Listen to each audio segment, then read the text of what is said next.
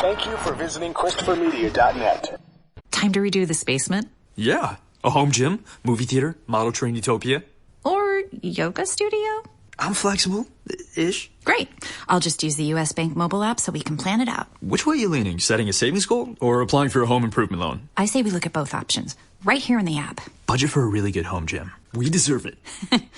Noted. Help for today, planning for tomorrow. That's what U.S. Bank is for.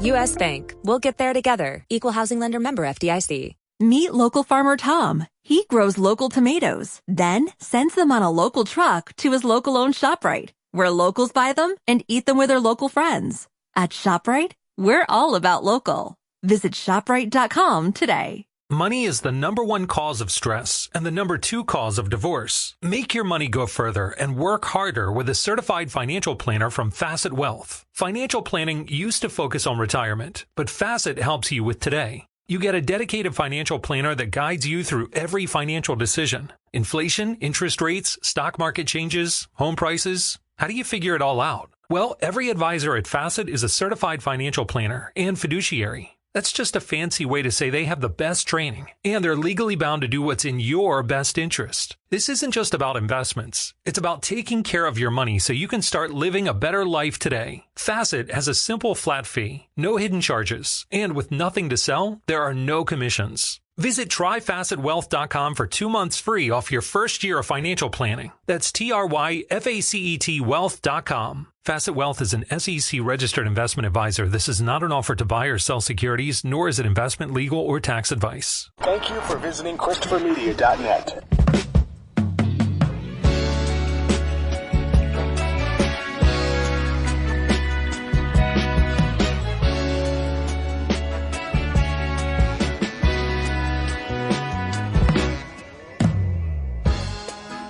Welcome to Gen Exhausted. I'm Chris. I'm Rich. I feel like I gotta push my voice. I'm just. Yeah. Welcome to the show, everybody. I'm naked. Not really. I don't know. I feel like, should we all make out now, or should I turn the lights down? What's going on? It's your pick, bro. It's just a good song. Yeah. I don't give a fuck. It's just a good song. And it's been kind of stuck. Give y'all a minute? No, it's just it's also it's been stuck in my head because it was like one of those songs like oh shit, Homeboy from Community. I'm not going to call him by Donald Glover, Childish Gambino. I'm not calling him by that stupid. I'm not fucking doing that. Him and his stupid fucking name generator he found on the internet and said that's my rap name. You're an idiot. Anyways, yes.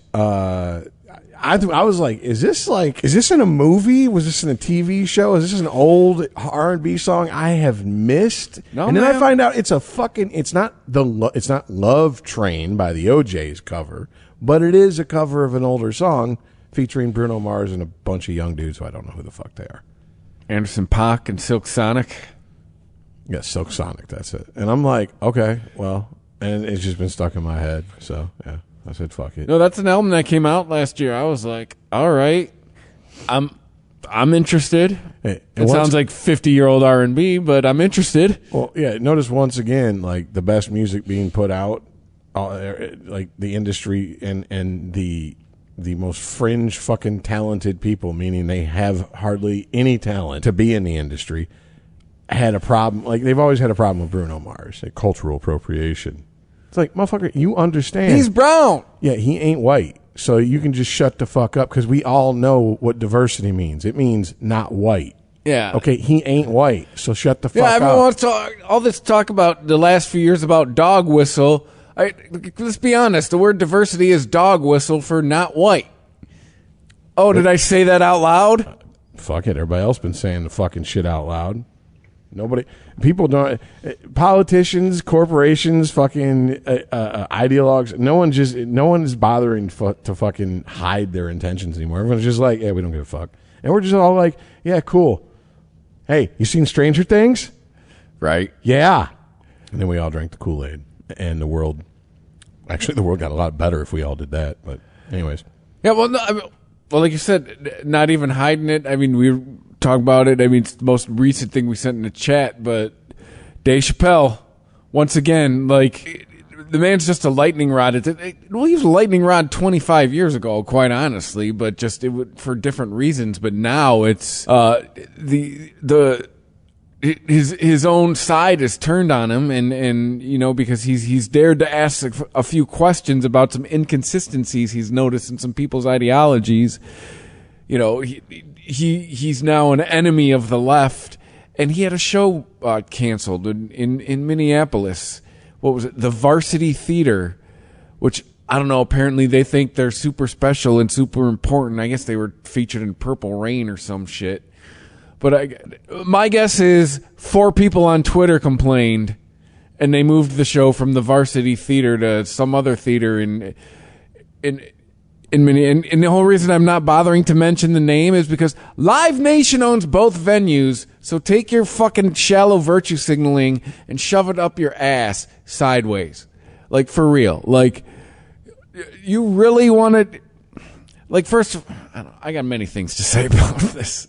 Like, first of all, if I'm Live Nation and I'm talking to the person at the venue who pulled the plug on this and go, well, that was your rent for July, fuckface. So I hope you got like 9 things on deck for August, because we just sent a sold out show to another venue. Now, Live Nation probably in general don't care. Live Nation gets the money regardless. That both theaters are under the umbrella. But I mean, this just to me, just if you're not losing money, your action is hollow. The company is not losing any money. They're just moving it to a different venue. Like, I don't understand how people younger than 40 like think this is real and genuine. It's all trust me, I am the number one beater of the capitalism drum on this show. These are all capitalist moves. Regardless of where it is on the economic fucking spectrum, I don't even think it's economic that they're looking at. I think that's beyond most of them. I think that's beyond most people, honestly. I know if you get lost in the fucking, you know, you go looking for a fucking lost ball and some high grass shit, and with economics, you're going to lose me pretty quick. I think more of what it is that people under 40, their entire life has been fucking personalized. Everything around them, their entire world's been personalized to them. They haven't had to deal with much outside of their world that they didn't want to, unless they were forced to, and it's traumatic. It's problematic. It's you know, this is toxic. It makes me feel some sort of way. What are these people going to do when real trauma shows up? Like, what's going to happen when like somebody close to you is ripped away from you from some kind of accident, or fucking somebody like, you know, like, something happens to you where somebody like, you know, assaults you or something. What happens when real trauma shows up? Like, what are you going to fucking do? They'll love it because they'll get all the attention. Everybody will pour all their fucking sympathy and empathy and compassion on them, and they'll be the center of attention. And that's what the type of people we're talking about. That's what they want. They don't give a fuck that someone else dies to get them their attention. No, but I guess, like, how are you going to? I guess my question to them is, how are you going to function as a person if somebody having an idea that differs from having an opinion that differs from you causes you trauma? What happens to you when real trauma shows up? Do you just shut down? Like, is that it? Or do you unplug from society? Are you done? Well, his last Dave Chappelle's last special. Okay, I can't remember the name of it. The one where he was in a jumpsuit and he called himself a TERF. But more importantly, it was the one where I believe it was filmed in Detroit, and like the audience coordinator had a good sense of humor because there was 2 hair colors. They beast that had hair color not found in nature, and he set them dead center of the main floor right there. So Dave Chappelle would have to look him in the fucking face, and they'd have to look at him in the face when he told jokes, and that motherfucker looked him dead in the fucking face and delivered them jokes, and then people sat there looking like someone just slathered their fucking dildos with Icy Hot. It was fucking phenomenal, and it was just, they didn't know what to do. Because if they'd have gotten up and walked out, there's no way they could have done that without making a scene that could have been put in that special to make them look bad. They had to sit there and listen to someone in a one-sided conversation that they couldn't control, and it drove them fucking nuts. Well, my question to these people, what are you, a fucking sadist? Why would you sit and hang out somewhere intentionally that just drives you crazy and makes you uncomfortable? I don't give a fuck what. Great. I am like if you are just so offended and just your dander is up and you cannot stand everything that is going on, who gives a fuck about what fucking 10,000 strangers think about you? I want to get the fuck out of here. Which is, to me, okay, you're there for, there could only be a few reasons you're there. If you're that fucking... Like, if I was if that... you disagree that much with the fucking comedian you're going to see, you pretty much have narrowed it down to you're there to make a scene, which means you don't care if you're seeing. Yeah. You're there to, I don't know, as some sort of like, you're going to do some sort of like protest like they used to do on like the 9/11 truthers used to do on Bill Maher and like stand up and start screaming in the middle of someone talking, and like there was no way to stop them. So they got on air, you know what I'm saying? I mean, I don't know, but they didn't do any of that. They just sat there looking like they got fisted with fucking sour dill pickles, man. And it's just, that's it. That's all they did. But it's and they're part of the same crowd that like goes to comedy clubs and just sits there with their arms folded and waits to be pissed off. Like, this ain't for you.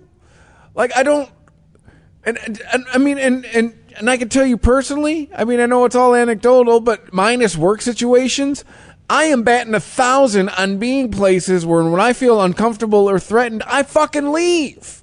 And I don't give a fuck about what anybody... Great. Y'all have fun. I'm out of here. I don't want to be here. You understand you just answered your own question. The whole premise you put forward, you just answered. When you feel truly uncomfortable, unsafe, you leave. These people don't feel unsafe. They don't feel uncomfortable. They don't feel threatened. It's all they performative say they do, bullshit. And we've let it go on for so long that the babies cannot function unless they get their way. And no matter what, we culturally are going to pay for a whole fucking lot of people who are going to have to learn that only babies get their way all the time. Adults have to learn to handle the word no and make compromises. And I'm sorry, Jess, were you about to say something? Oh, I was just going to say that Chris doesn't make a career, identity, an entire identity out of being a victim. And that's what people like this do.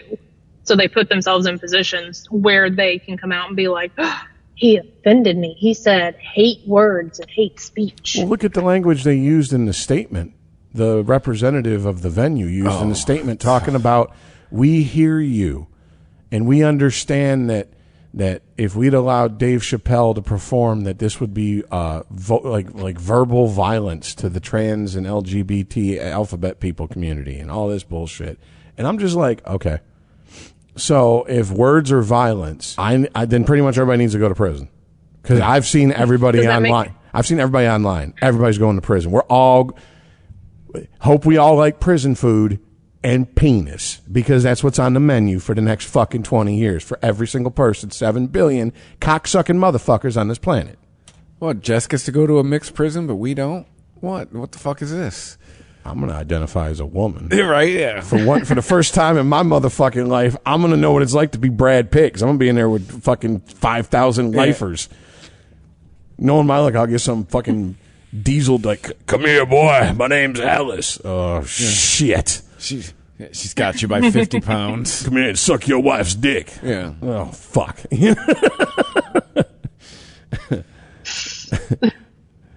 See, these are the type of jokes that would get us thrown out of this venue. These are jokes. Yeah, this Varsity Theater would not have us. No. We now, if we were Prince, we can get up there and perform "Darling Nikki," talking about an underage girl, him watching an underage girl masturbating in a hotel lobby. Yeah, yes, masturbating to a fucking magazine that it's illegal for her to have, and it's illegal for him to watch an underage girl do that. That's fine, but telling jokes, that's a bridge too far. Just again, like, just follow the money. The money's all going to the same spot. So this is hollow. This is bullshit. This is this theater. Again, people who are young, they're just telling you what they think you want to hear so you'll give them more of your money. Well, the fact that they don't care. Most of my friends' children have like a pretty good chunk.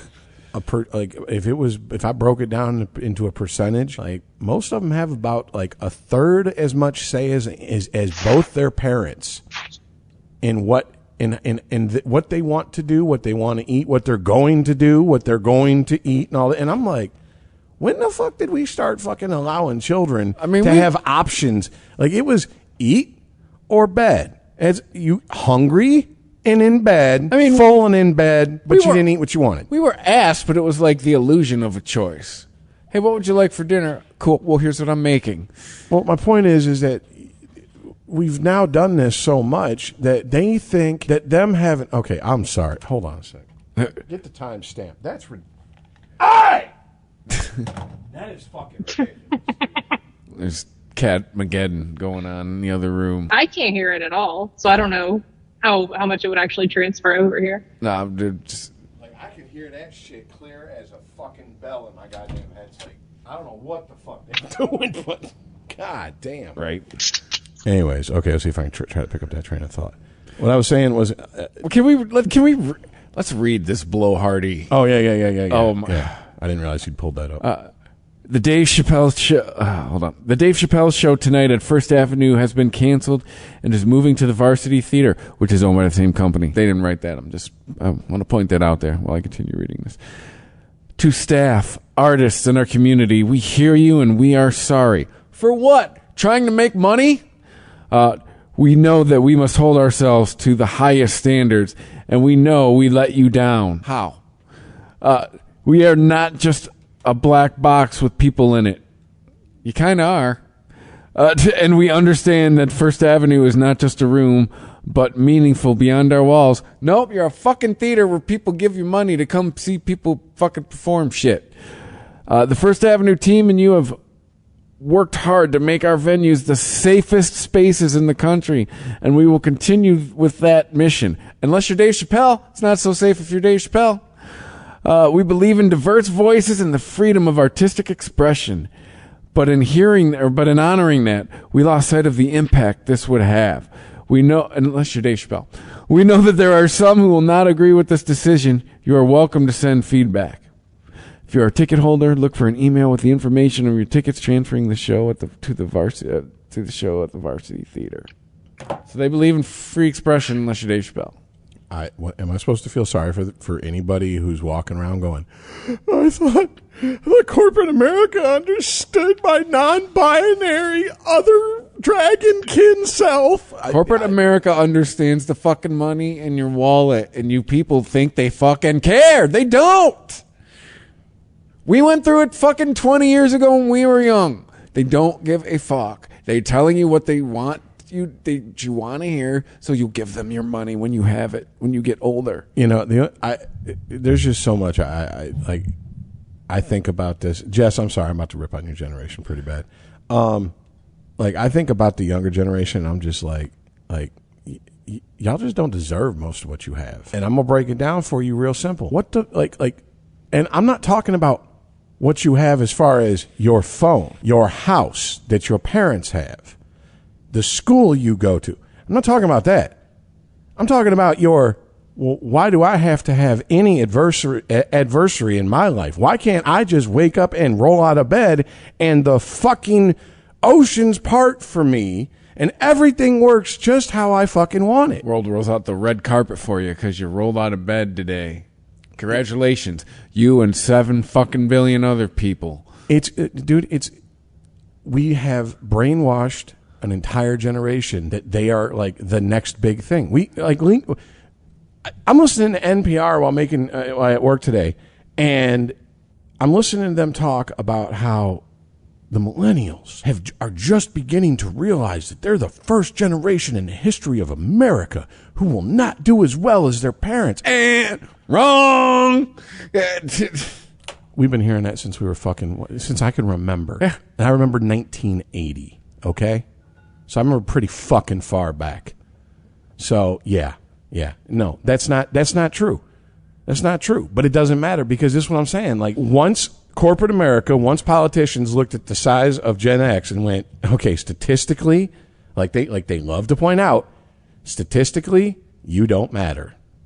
So we're just going to skip you. We're going to act like you people never existed. So on to the next one. Mm-hmm. And that's exactly what the fuck they did. And what they do? What corporate America fleeced the most money out of what generation post World War II? Damn sure wasn't the fucking World War II greatest generation. Them fuckers lived through the Depression. They held on to fucking pennies like manhole covers. It was the fucking baby boomers. Yeah. So let's make them boomers version 2.0, and they've done it. They're narcissistic. It's all about them. There's no other generation that has ever mattered until they showed up. And here's the thing. I know it's not even fucking most of them, but the ones that do feel that way are the loudest. And it's not our job as other generations to shut up your generation. We didn't stand for that shit. Police your motherfucking own generation. Okay? Here, you want to feel like shit? Earn the fact that you are the generation that an entire generation's being erased from the history books for. Earn that shit. Instead of sitting on your fucking ass crying about your bullshit pronouns on Reddit. You know, the last few years, I did not realize why my dad was apologizing to me. Like, when I was getting out of high school, I was like, hey, man, I'm sorry. He's like, what? He's like, you'll see in a few years. I was like... I thought he was being, like, fucking sarcastic. What I can't wait for, and it's coming, set your watch right fucking now. And if you don't, you're a fucking idiot. And you're just this is like not getting Microsoft when you could buy it for pennies, like not getting Microsoft stock. Set your watch right now. When the boomers die, Gen X, all of a sudden, like Jesus to Christians, resurrected from the dead, because you know why? We'll be the generation they have to blame everything. Yeah. Then all of a sudden, then they remember us. Then they know who the fuck we are. Well, the 20-somethings need somebody to rag on. Yeah, it'll be our turn in the box. And I mean, you already see it. And I mean, like, I kind of feel this Dave Chappelle shit is sort of like this, because there is, you know, I listen to a lot of podcasts with comedians, and these are comedians who are around my age, maybe a little bit older, maybe a little bit younger, but they've straddled the analog and digital divide the same as people like, you know, my age and Chris's age have. And I mean, even Jess, even you're age, but I mean, like, it just wasn't as an extreme of a fucking like sitting on the fence for you. But you get to, right. She's always had internet, though. Like, you're what, 30-something? So you're born in the 90s, right? No. I was born in the 80s. Oh, in the 80s? Yes. Yeah. Late 80s. Well, fuck off, late 80s. So she's always had internet. Like, I want to put her on blast. I remember late 80s, yeah. Yeah, She's like, January, December 31st, 11:59, 1989. That's when I was born. 1 second before the new millennium. Don't call me an 80s child. We're not having a conversation about how many anniversaries of my 29th birthday we've celebrated so far, okay? That's saying. not what we're doing. I'm forever 29. Fair enough. But I remember, like, getting internet. I very, very, very vaguely remember life without, like, having a computer in my house that was connected to the internet. Yeah, see, that's what I'm saying. Like, it's there for you, but it's just not as extreme because you just don't have as... Like, I remember the internet showing up. Yeah. Like, there's delineation in my life of pre-internet and post-internet. Absolutely. But in the entertainment world, listening to these comedians, listening to these podcasts, they really do talk about how there's a divide, a generational divide, and the younger generation doesn't really the boomers hate the millennials. Millennials hate the boomers. That's a given. Like, I mean, and they're talking in general, in most cases, you know, in generalities here for the sake of brevity. And they're like, but then Gen X, a lot of Gen X, they don't know how to feel about, because they're like, you don't get caught up in the generational shit. And it's like, yeah, because we were told we were garbage from the get-go. We were never going to amount to shit. So why the fuck would we get involved in your bullshit arguments about fucking race and fucking... Are you gay or straight? I don't give a fuck. Yeah, so also, if you've never met anybody from Gen X, we also don't care. We don't give a fuck. It's none of our fucking business. Are you hurting somebody else? Are you stealing from somebody else? Are you destroying somebody's property? No. Knock yourself fucking out. Yeah. Who cares? And they just don't understand it. And I think you're seeing this, and I bet you, I don't know the Minneapolis area that well, but I bet you that club is trying to hang on to some sort of like, we have to stay relevant and connected to the younger crowd, and wherever they moved them is probably where the older bands go play. You know what I'm saying? Like that would be the Fox Theater versus St. Andrews or the State Theater. Mm-hmm. You know, like Bush would play the State Theater, but Hall & Oates would play the Fox next door. By the way, St. Andrews RIP. Wait, what? Oh, you didn't know that? When did that happen? A couple months ago. Seriously? Oh yeah, it's done structurally. It's over. So it's not a financial decision. Like it couldn't stay standing. The building made the decision. They had a concert, and the fucking floor started fucking finally doing what we all thought it was going to do when we were at shows. Wow. Yeah. I was in a band with a guy whose wife was the manager of that entire venue. No, wait. Now I think they might. Now I'm thinking about it. I think something might have actually happened at a show. Well, hold on. Let me Google this shit real quick. Oh yeah, it's. I mean, granted, me and live music have parted ways a long time ago. The last show I even contemplated going to was right as fucking COVID was breaking out. And I was like, yeah, well, there you go. There's God's way of telling me not, hey, don't stay your ass at home. Yeah, March this year. By the way, St. Andrews Hall was, or what's left of it, is a historical venue that I think it was an old church. It was turned into a music venue here up in Detroit, and like everybody played there, starting in the late 80s. Yeah, pretty much the floor above the shelter, a joint broke, and it was bouncing up and down, and that was it. Yeah.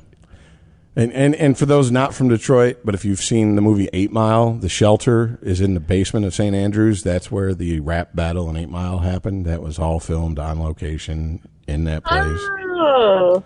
Yeah. All right. Yeah. So, I mean, like, that's why it's like, whoa, I can't believe I didn't hear that. But then again, I don't go to live shows, and I'm no longer in the music scene in Detroit, so I have no idea what the fuck is going on with anything or anybody half the time. But anyways, I do feel that there is a divide, and that this divide is we're going to see this. It's not a political, it's not an ideological, it's not a religious, it's all those things, but it's not just those things. It's not any one reason. And I think that, like, the generational divide is one where it's just, like, what the generational divide was with us was like our parents would sit there and watch Dean Martin and Jerry Lewis and laugh, or like, you know, the Honeymooners and laugh, and like we might watch it and laugh every once in a while, but for the most part we're like, this is kind of corny. This is some old people shit.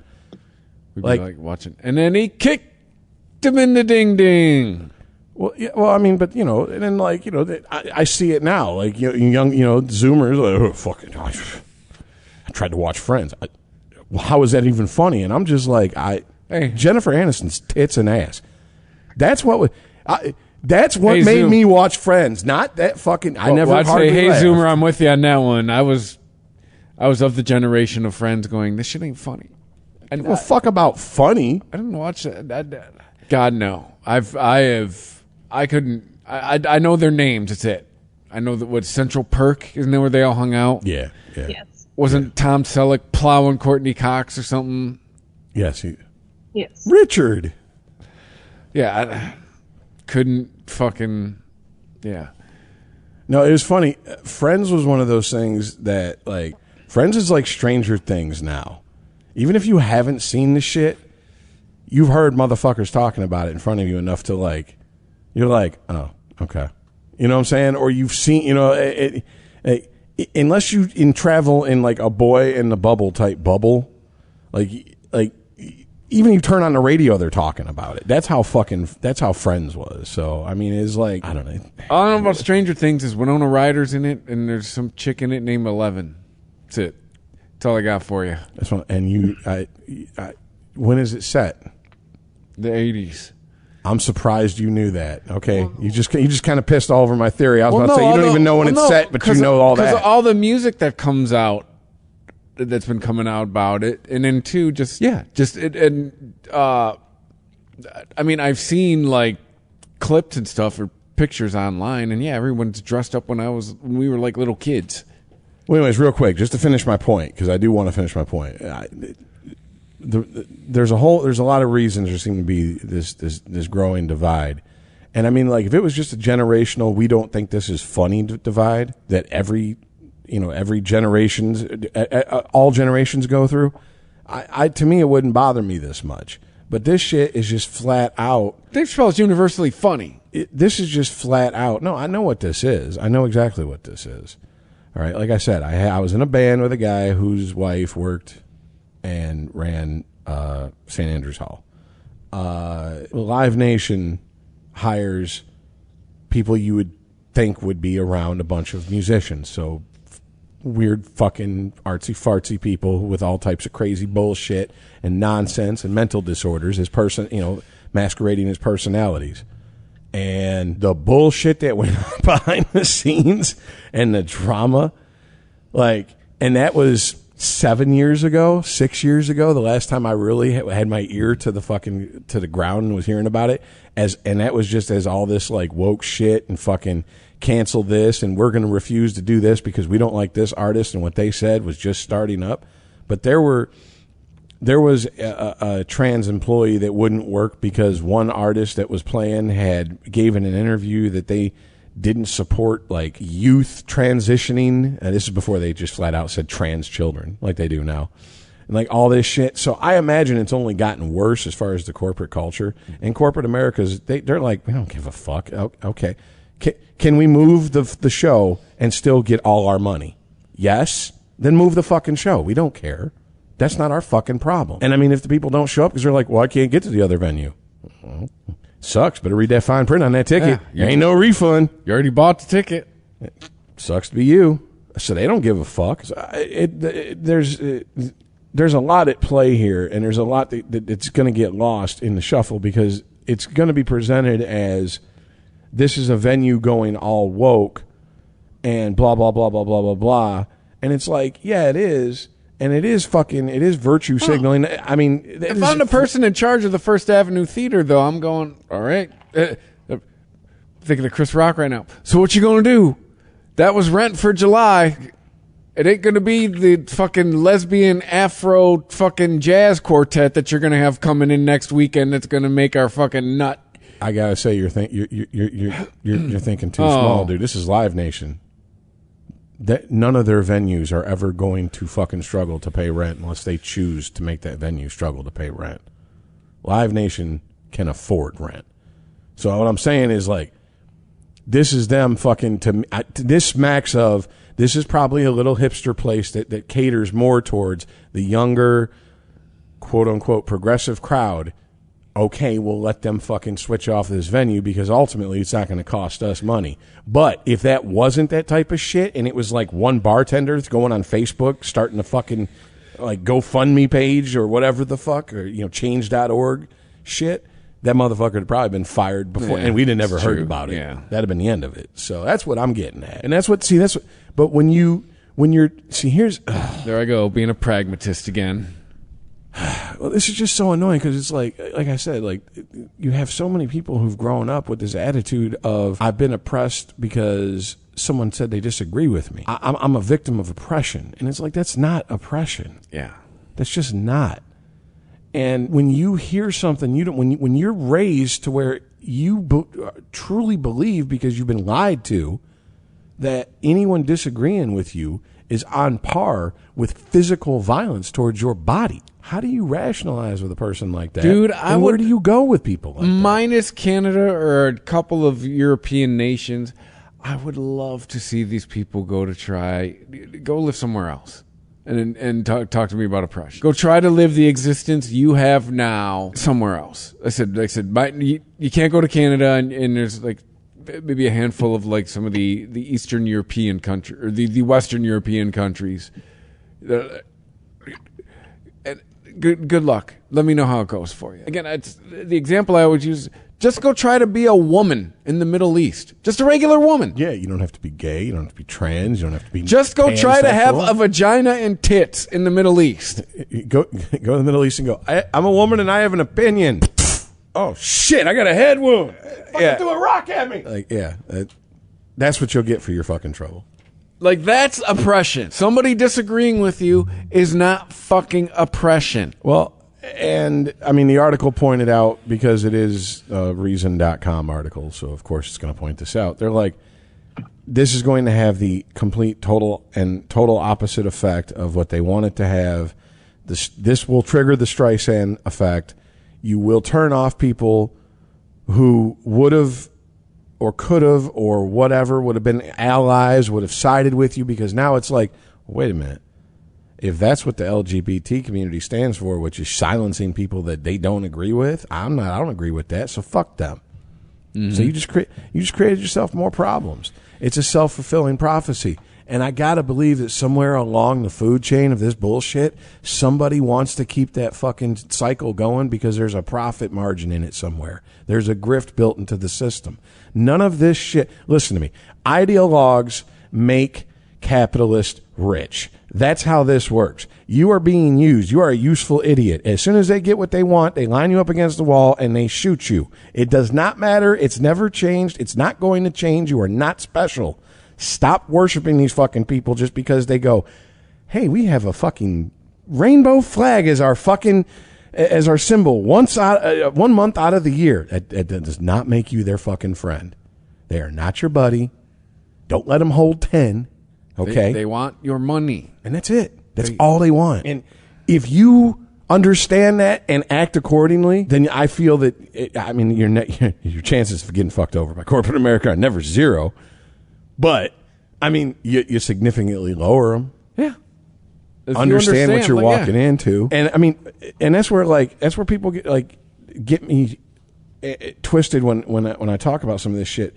My problem isn't that if a problem comes up and I got to go handle it and I have to do this, I have to change how I'm doing. It's not that. It's like, if there's levels of bureaucracy that I have to fucking navigate because the government says so, and I go, okay, real quick, before we start this fucking process, why do I have to go through all this? Why are there all these levels of bureaucracy? This makes it more efficient. It streamlines everything. It smooths everything. And then 2 years later, I'm still on step one. Yeah. Okay. Now I got a problem. Now you're wasting everybody's time. You know what I'm saying? So that's the type of shit. That's the type of stuff. I understand we got to have a society. We have to have infrastructure, all that. But these are the type of people who they work for a company, and what do? They don't like what a comedian says at the venue they work at. So they go to mommy or daddy or non-binary a parental unit. Like, damn, who'd have known Coneheads was that fucking prophetic from right? 1993? Yeah. Parental unit. That's there. You know what? Fuck it. That's what you are now. You ain't a mom or a dad. You're a parental unit. There you go. Fuck you. One of you is the birthing parent. One of you is the non-birthing parent. One of you is you feed via your chest. Feed via my chest. I saw Alien. Is that what you're trying to tell me the plot of? That's what that sounds like. Birthing person. You mean the person with a vagina and a uterus? Hey, just as a tiny interjection here. Yeah. Did y'all see that the Webster Dictionary has now added on to what their definition of woman is? No, I'm glad somebody could finally define the shit, because we've had fucking nothing but a couple months of going. I don't know. I'm not a doctor. Mammary glands, uterus, vagina, but tell us. Undeserved sense of entitlement. All that. Never have to pay for drink. Sorry, Jess. Go ahead. We're just He-Man woman hating club over here. Sorry. Go ahead. Shit. Oh, hold. They added on to their little, they have definition A, definition B, definition C, and definition B, according to Merriam-Webster.com, is having a gender identity that is opposite of male. That's for female. It's not for woman. My apologies. Okay. All right. See, I actually did some digging into when did we start fucking acting like gender and sex were two different fucking things all of a sudden? And I started looking into it, and it all comes from certain fucking schools of thought in the social sciences, aka the, as they so succinctly put it in Scrubs, the Walmart greeters of the medical world. The softest of soft sciences. Like if you drank a Dirty 30 of Bush and ate a Crave case of jalapeno cheddar sliders with extra jalapeno cheddar, you would still take a shit harder than these people's science. And these people are dictating how we fucking now handle shit on a societal level. Way to go, none of you. Anyways. Well, and Go ahead. the catchphrase of the past 2 years has been follow the science. Follow the science. Like, are you fucking kidding me?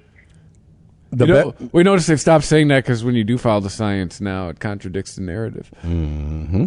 Well, and it's amazing that the people that I know who are deep into the STEM fields pretty much all agree, but they are like, we can't say shit because it would cost us our career. And some of these people have like some pretty big fucking degrees, and I'm like, yeah, I'd be pissed if I spent that much money and it ended up costing me. My career was over because I said something someone disagreed with and went to the right person and cried at the right volume to be heard. But I mean, they're like, yeah, a lot of these social science tests and these studies and shit, they know who's paying for these studies. They know what the expected and desired result is. And they know that if they want the funding to continue, they better deliver the desired result. Because even though you're a businessman, some businessmen are too stupid to understand science doesn't work like business. And you're not going to get the result that you want just because you throw money at it. It doesn't work that way. I would say that's not science. That's neat. It's business. It's literally buying someone's fucking opinion. It's what it is, right? So yeah, and you hear that, and I just wonder. I'm like, what hope do we really have then? If we're talking, these are academics. These are people who have, in our society, fuck that, in global society, have some of the highest fucking degrees you could have, and some of the most fucking like rare fields to have these degrees, and they're just like, yeah, I don't know. New Zealand's got a lot of nice country.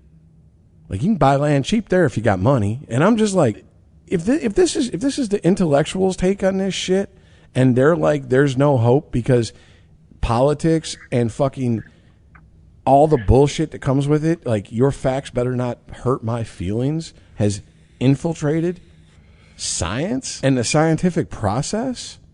That's the antithesis of the scientific process. Well, I think we saw that in COVID.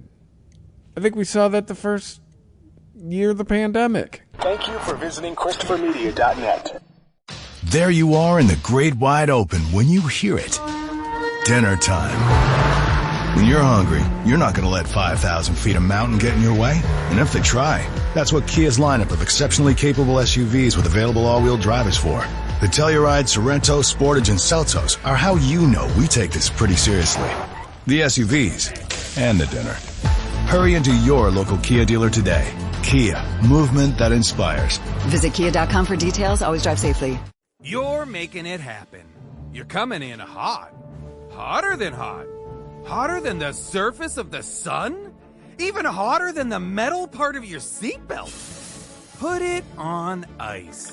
With Dunkin' Iced. Like the new brown sugar cream cold brew or the new mango pineapple Dunkin' Refreshers. Whew. America runs on Dunkin'. Price and participation may vary. Limited time offer. Terms apply. O'Reilly. This is Claudia's O'Reilly Auto Parts story. I had just moved to a new city and barely even knew where the grocery store was yet. When my car wouldn't start one morning, I didn't know who to ask about local shops. But I remembered a name from back home, O'Reilly Auto Parts. I called and they pointed me to a great mechanic just down the street. Now I feel a little more at home. O'Reilly Auto Parts. Other banks go out of their way to make redeeming credit card rewards needlessly complicated, like how they require minimums or force you to use your rewards before reaching some arbitrary expiration date. But Discover isn't like that. With Discover, you can redeem your rewards for cash in any amount at any time. So you'll never have to jump through hoops. Unless you're like a trapezist, then by all means, go right ahead. Learn more at discover.com/redeem rewards. Terms apply. Welcome to America, the land of junk sleep, where it's bedtime, but you're double booked. Here, there's always one more deadline to meet, episode to watch, or meme to share. The world may not want you to sleep, but we do. Only the sleep experts at Mattress Firm can help you find the right bed at the right price. Unjunk your sleep. In-store or online at mattressfirm.com today. When you sign up for BP Me Rewards, you can get 5 cents off every gallon of gas every time at BP or Amoco stations. That means more savings and more whatever you'd like to use your savings on. So treat yourself. It's on us. Visit bp.com/save to learn more. Thank you for visiting ChristopherMedia.net.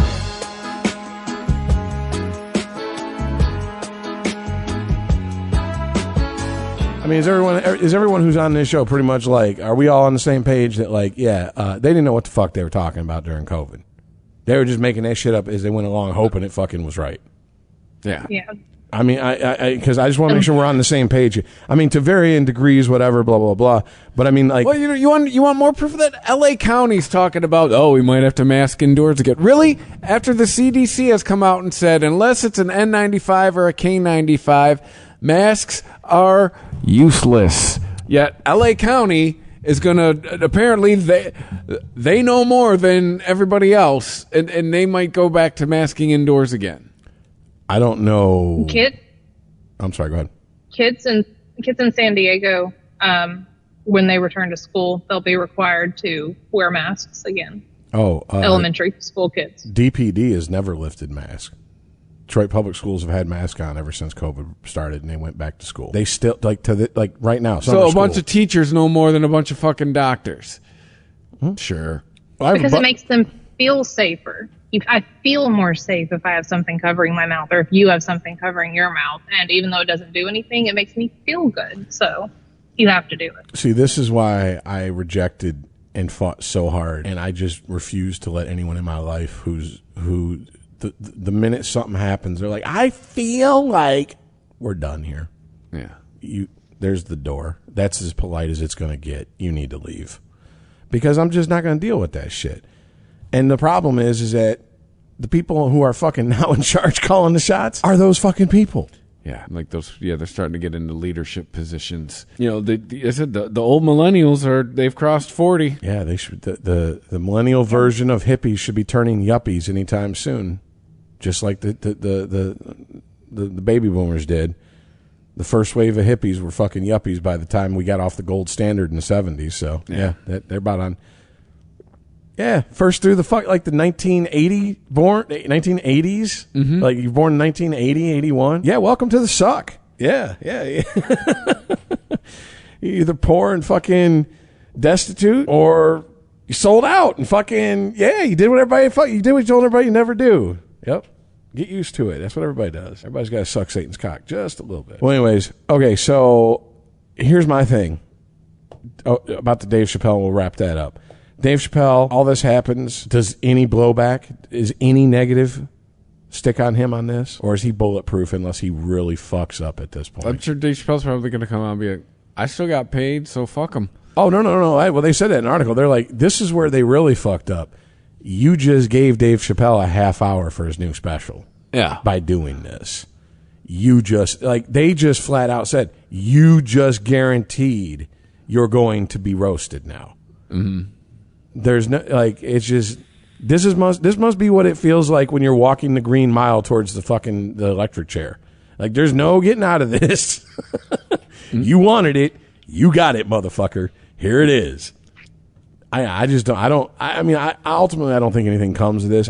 Sadly, what I think is really going to happen, and there's been people scoff and people laugh, but those are people who are ignorant of the fucking reality of the moves that's being made in a lot of the entertainment industry. There are financiers behind the scenes pouring millions of dollars into what would be considered independent movies that are being made by people who have either been ostracized, blacklisted, or just basically okayed boomered out of Hollywood. And then you have the people who just like don't agree with like most of the ideological bullshit in Hollywood. So they're like, well, fuck it, I'll go work for these people. And it's what's Ben Shapiro's fucking Daily Wire? Yes. Is it? Are they the ones producing the movies, or is it a different? I thought it was like a parent company. What doesn't matter.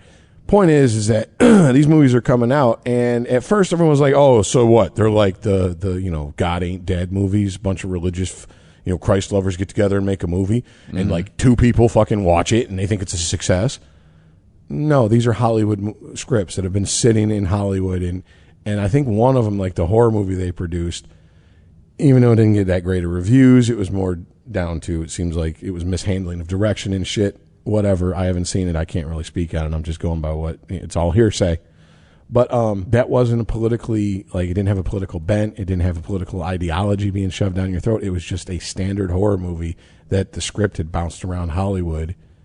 And as a Hollywood phrase for when a movie's like greenlit and it's moving forward to head towards fucking physical principle photography production, and then it stops, it goes into turnaround. Well, this script had been in turnaround for like a better part of a decade, and they just picked it up. So, I mean, the point of bringing this up is that there's been talk in certain libertarian circles for years and years and years, and it's just intensified with the rise of cryptocurrency and everything going on in the political landscape here in America in the last decade, which is parallel economies. And if you've been on the, I guess, poorer side, maybe more rural side of life in the last decade or 15 years, you've probably participated in the barter economy, as these people call it. Like it's you're not trading legal tender for a service or a product.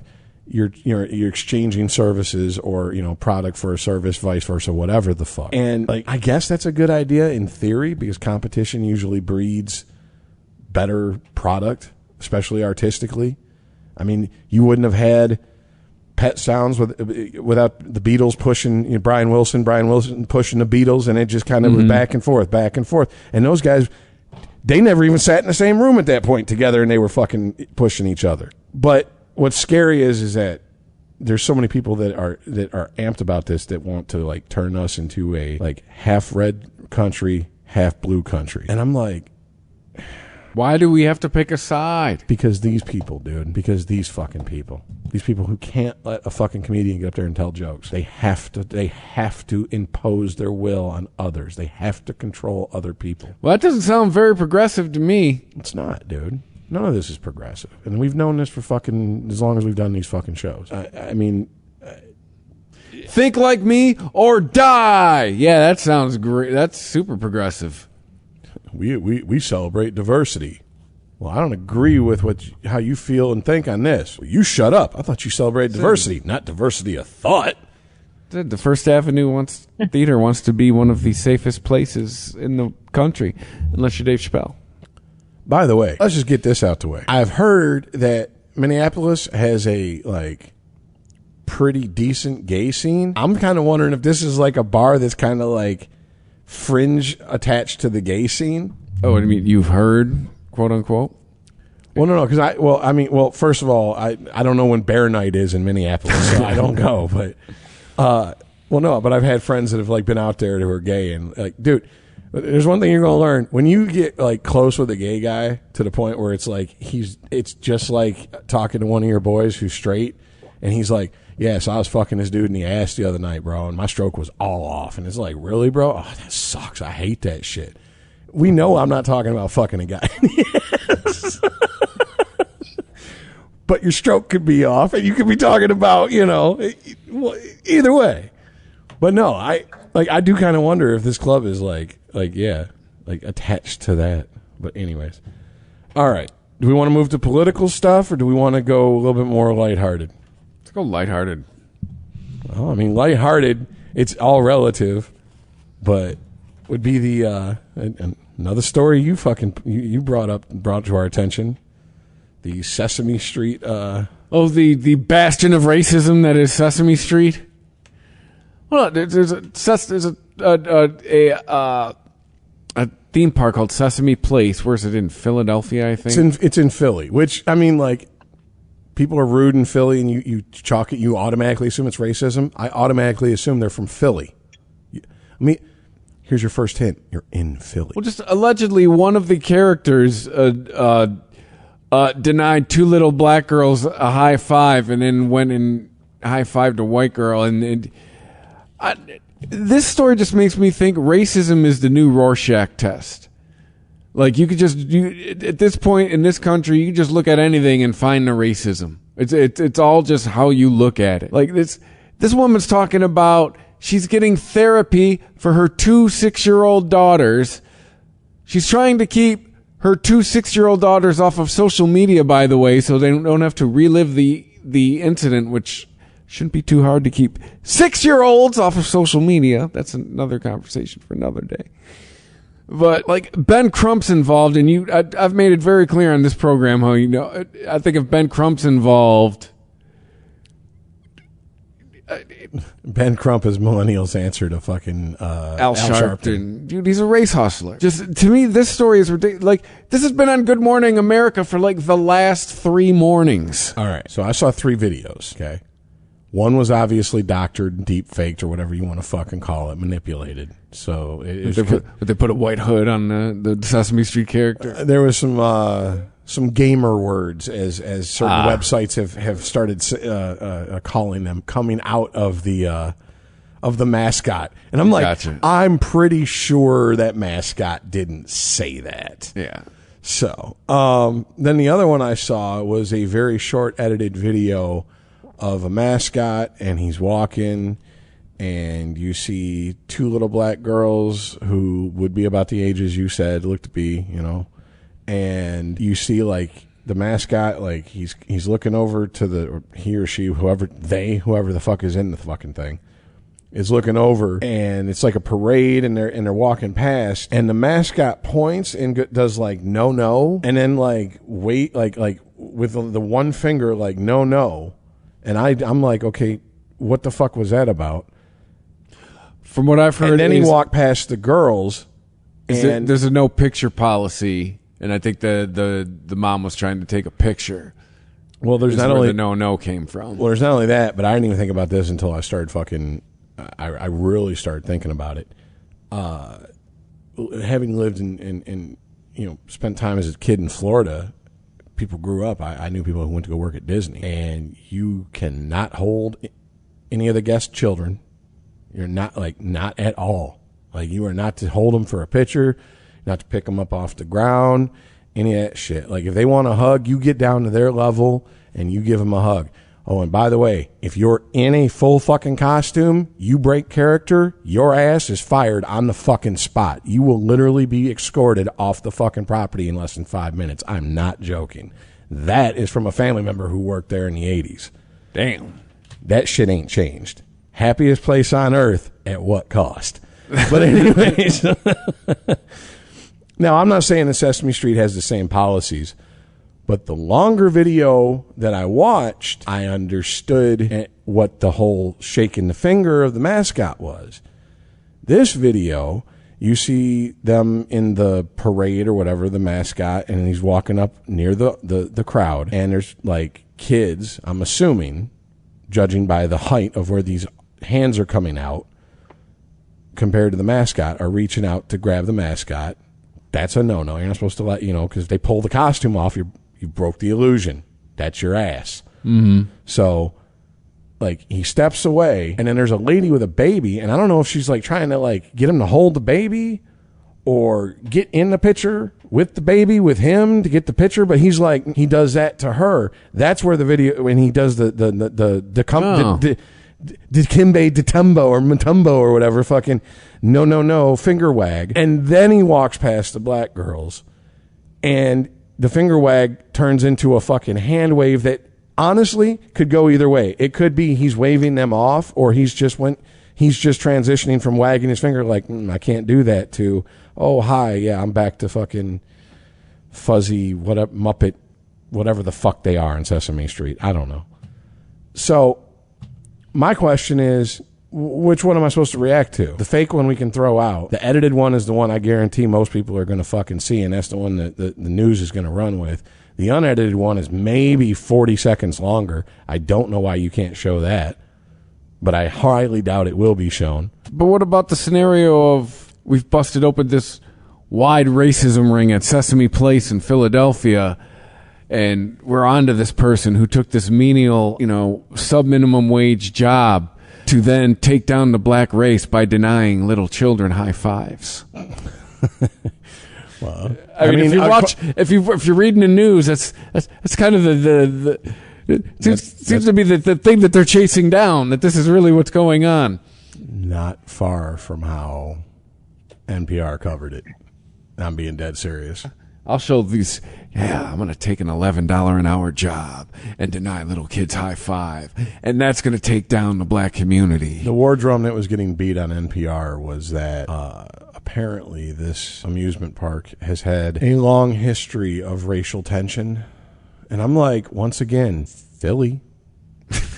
Right? Yeah. I mean, these motherfuckers threw like batteries and rocks and shit at Santa. I mean, we all grew up with Sesame Street. They're well known for their racism when we were watching them when we were children, right? Oh, yeah. Yeah. I mean, like, I remember Telly calling Gordon the N-word, right? Yeah, he called it special gamer words all the time. Yeah. Oscar the Grouch calling Luis a spick. No, yeah, but you know I remember what? that going on. I will say this, though. Sesame Street was pretty progressive in this way. How many children's shows had junkies on in the 70s? Because Mr. Snuffleupagus was a fucking junkie. If I ever said, "Hi, bird," that's a motherfucker ready to nod out. Why do you always go to him? Oscar is clearly he lives in a trash can. Oscar's just a drunk, bro. He just don't give a fuck. Oscar's the old Vietnam vet who come back. Actually, no. He's the Korean War vet because he's that old. It was like, man, I used to stack motherfucking gooks like you, fucking like what's his face in Gran Torino, and he just stays drunk and lives in a trash can, man. That's just him. And we all knew when we were little kids, Bert and Ernie were two dudes living together. We knew they pushed those beds together when the cameras weren't on.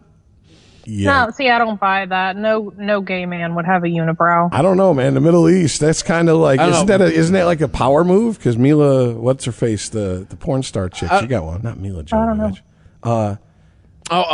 Mia Khalifa. Yes. I mean, I don't know. Isn't she part of? Isn't she in your tribe? Isn't she Lebanese? Yeah. Oh, okay. All right. Good work. I mean, I don't know. Give him thumbs up at the next meeting. Yeah. You got an approval from the Irish contingent. I've seen her. I'm a fan of her work. I think my favorite quote of hers is, if that meeting existed, how much golden body spray would be at that meeting? Good God. Anyways. You could smell it a half mile away. All right. So, I mean... Dude, this is just... the guy's gone, right? I mean, like, I imagine any place nowadays, 2022, you got to be gone, right? Well, actually, there's been calls for this person to be fired. Sesame Place has not stated if they've let this person go yet. I mean, the podcast I listen to, I like their theory. If this was a black person, we'd already know. If there's a black person in that suit, we'd already know. Yeah, but they're like the. I say they should find their blackest looking employee and be like, "Hey, you're going to get a considerable amount of raise. We're going to say you were in this suit. Just find somebody who looks like Leonard the security guard from Scrubs." See, this bullshit's went on. this bullshit's went on long enough to where, like, I don't know. Like, we're so far down the rabbit hole with woke bullshit that, like, even if he was a black guy in there, I don't think it would fucking matter. I think the usual suspects would come out and say it's self-hating. And then he would also be a misogynist because they were girls. Mm-hmm. And I'll give you a perfect example while I'm talking. This just kind of goes back to what I was talking about, like the parallel economies, parallel fucking everything. There's a comic book. Well, he's a musician, podcaster, comic book creator, kind of like he's one of those type of guys. He does a little bit of everything. His name's Eric July, and he was looking to continue to do work in comic books, and basically was getting stonewalled because he's very open libertarian, like taxation is theft libertarian, which in the comic book world is like, it's like walking into a Klan rally dressed like Boy George or something. You know what I'm saying? Like, you're not going to fare well. So he took $200,000 of his own money, paid comic book artists and inkers and letterers and everything else who had been let loose by Marvel and DC because in the name of diversity, we just have too many white faces around here, whatever. So, and he's like, and it's not like I hired them because they're white. It's just, there was literally people that Marvel and DC were casting off because, well, we don't want you. You're not young and diverse. So I brought him in. He goes, I paid him out of my pocket $200,000 and he produced an entire line of comics. And he's like, it's not crowdfunding because he's already got the shit done. But he's like, pre-order, and that way I know how many to print up. He was hoping to do like million five tops over like the next 2 months before he starts sending out his first issues, right? And all the variant covers and all this shit. He's already over 3 million. He hasn't even been at it a week. And the Reddit comic book subforum has banned any talk of him or his comic book company. Few other comic book websites have flat out started attacking him, trying to say that this isn't anything to be excited about. Who cares? He's not the first black creator of comic books, and he's like, I'm not trying to be the first black creator of comic books. I'm just trying to make a good fucking product, free of politics and bullshit for people who just want good stories. That's what I want. I don't give a fuck about being black. It don't mean shit to me. He's like, I know I'm not planting flags. There's been other black men who fucking blazed the trail for me. I'm doing my thing. But I mean, like all this criticism and all this shit that all these stuff that gets leveled against them. Here come these liberals and all these progressives, and the first thing that happens when he himself goes on Twitter and tries to fucking talk to these people in a reasonable tone, showing respect.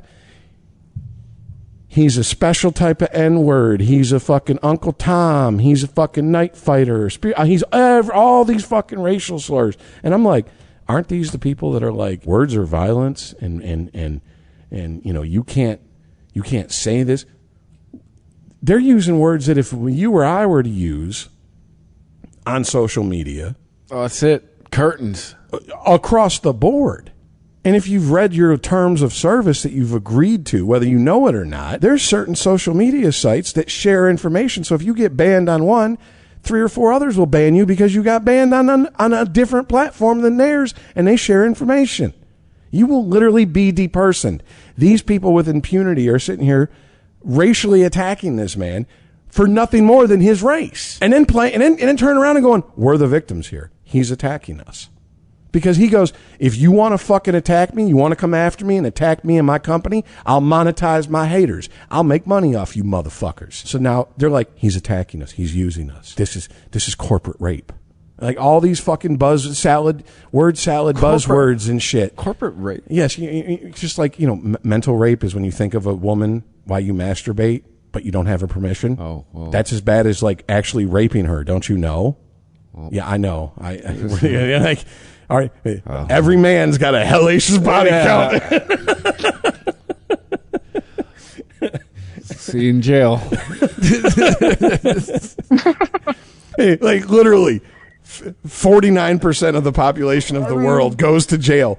And they're like, what are you in here for? Women problems? Aren't we all? Just the middle school and high school years alone, I'll see you in jail. Oh, geez. Just think about all the times you had a wet dream. Are you going to go to jail for that? Because you didn't jerk off. That's kind of like your body. It's literally like holding your shit so long, your body's just like, no, it's coming out whether you want it to or not. Like you didn't, like that's hands-free ejaculation. You know what I'm saying? Like that happened in my sleep. Am I in trouble? Oh for that? yeah, if you know that person in your dream, oh yeah, see you in jail. Oh man. But yes, anyways, my whole point of bringing up Eric July and him starting a comic book company is because this is once again. You see the people who claim to be on the side of progress and on the right side of history and the side of egalitarians and equal rights and all this bullshit. It's they're the same as the fucking idiots on the far right who fucking want to call them gamer words and fucking We racial saw that slurs. during COVID. We saw that the side that clamped down was not the side everybody thought would clamp down. I just say, what's your flavor of authoritarianism? Do you like it a little bit more corporate or you like it a bit more pop culture? And that's pretty much your decisions here in America at this point. And I feel like we're watching reality. Like, I guess politics is, because political theater is not a new phrase at all, has always been performative to a certain extent. But I really feel like with the rise of reality TV shows, they just pretty much went, that's how we're just going to fucking do politicians. We're going to treat them like the reality TV stars from here on out. Well, I mean, we had the ultimate. He literally was a reality TV star. That's what I'm saying. Like, that's yeah, for 4 years. I mean, look, he had a guy. You're fired. You had a catchphrase.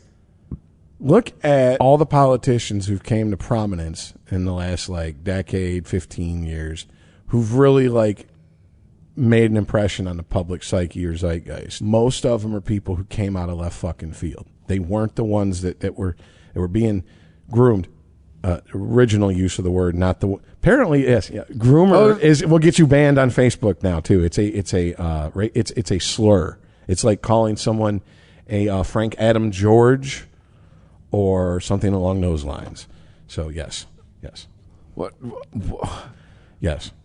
A group. I volunteer as a moderator on. I got the notice from Facebook. And it was administrators and moderators, and we had to post that groomer's a slur. You can no longer use the word groomer or groom. That's going down. That is going down a road. I'm not sure. We sure about this as a society? Well, I mean, I'm not shocked. Michael Jackson's in his grave right now, going, yes. The thing is, like, now's the time. Like, grooming someone didn't have a negative sexual assault connotation in like alone up until recently. And to be honest with you, it was one of those things like, I am sure it started as somebody thought they were being slick on the internet and said, someone was like, yeah, whatever. Okay, groomer. Go suck off Trump. Okay, boomer. And they were like, yeah, okay, go fucking tongue fuck Biden's asshole. Okay, groomer. Yeah. And everyone was like, ooh, that's good. And they ran with it. You know what I'm saying? And what made it worse is immediate. By the way, I maintain this. If I'm talking about pedophiles and you start talking about gay people, you just told me you think gay people are pedophiles. Yeah. How else am I supposed to take that? Seriously, it's like when like you talk to people who are into Dungeons and Dragons or Lord of the Rings, and you say something about orcs or something, and they're like, that's racist against black people. You think black people look like orcs? Mm-hmm.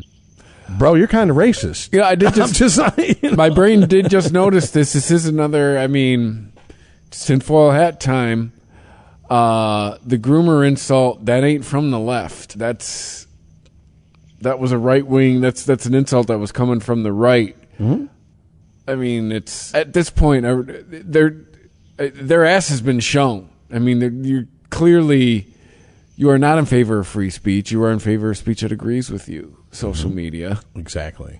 This is why here's the thing. So, a lot of these social media sites have ingrained themselves so deeply into our fucking day-to-day fucking processes of life. Which, by the way, like us on Facebook, follow us on Twitter. Well, yeah, that's going to kind of feed into what I'm about to say. Like, you can't escape it. I mean, if you're gonna, there's certain things if you're gonna do, you have to deal with them. So fuck it, deal with them on your own terms. Be a fucking mercenary. Look, if we're gonna, if just unchecked pure id capitalism, profits at all cost, be damn damage done as long as I got mine, is the bottom line, and that's the bar we're setting, then be that ruthless towards these organizations or these corporations, because they aren't going to fucking cut you any slack. Don't cut them. So if you can use them and then dump them and go someplace else, fucking do it. I'm all for it. Why the fuck not? Fuck over Twitter and Facebook and YouTube. One of them bans you, the other two are going to ban you? Okay, cool. Get a VPN, set up fake accounts. I don't give a shit. Do whatever you got to fucking do to use them to get your fucking paycheck. Because if you don't do it, ain't no one else going to do it for you. I'd love to see Section 230 fucking just burned and evaporated. Because then these fuckers would have to start answering for some of this crazy shit that goes on their platforms. Then they might have to actually regulate themselves. How many fucking murders have to be broadcast on Facebook? Well, all they have to do is say, well, he was a right-wing gun nut. The heat's off them. It's now anybody who supports the Second Amendment, you support killing babies. And then when people say it to me, I just look at them and go, yeah, I'm pro-choice too. I'm just pro and pro-fucking death penalty. I'm pro-death all around. I'm like the Grim Reaper. I support everybody's troops. Everyone dies. Everyone can die as far as I'm concerned. I don't give a fuck. I jerk off at funerals. Yep. That's exactly what the fuck I am. But I'm sorry. We went off on a tangent as we're on brand by going off on a tangent. Kind of ironic.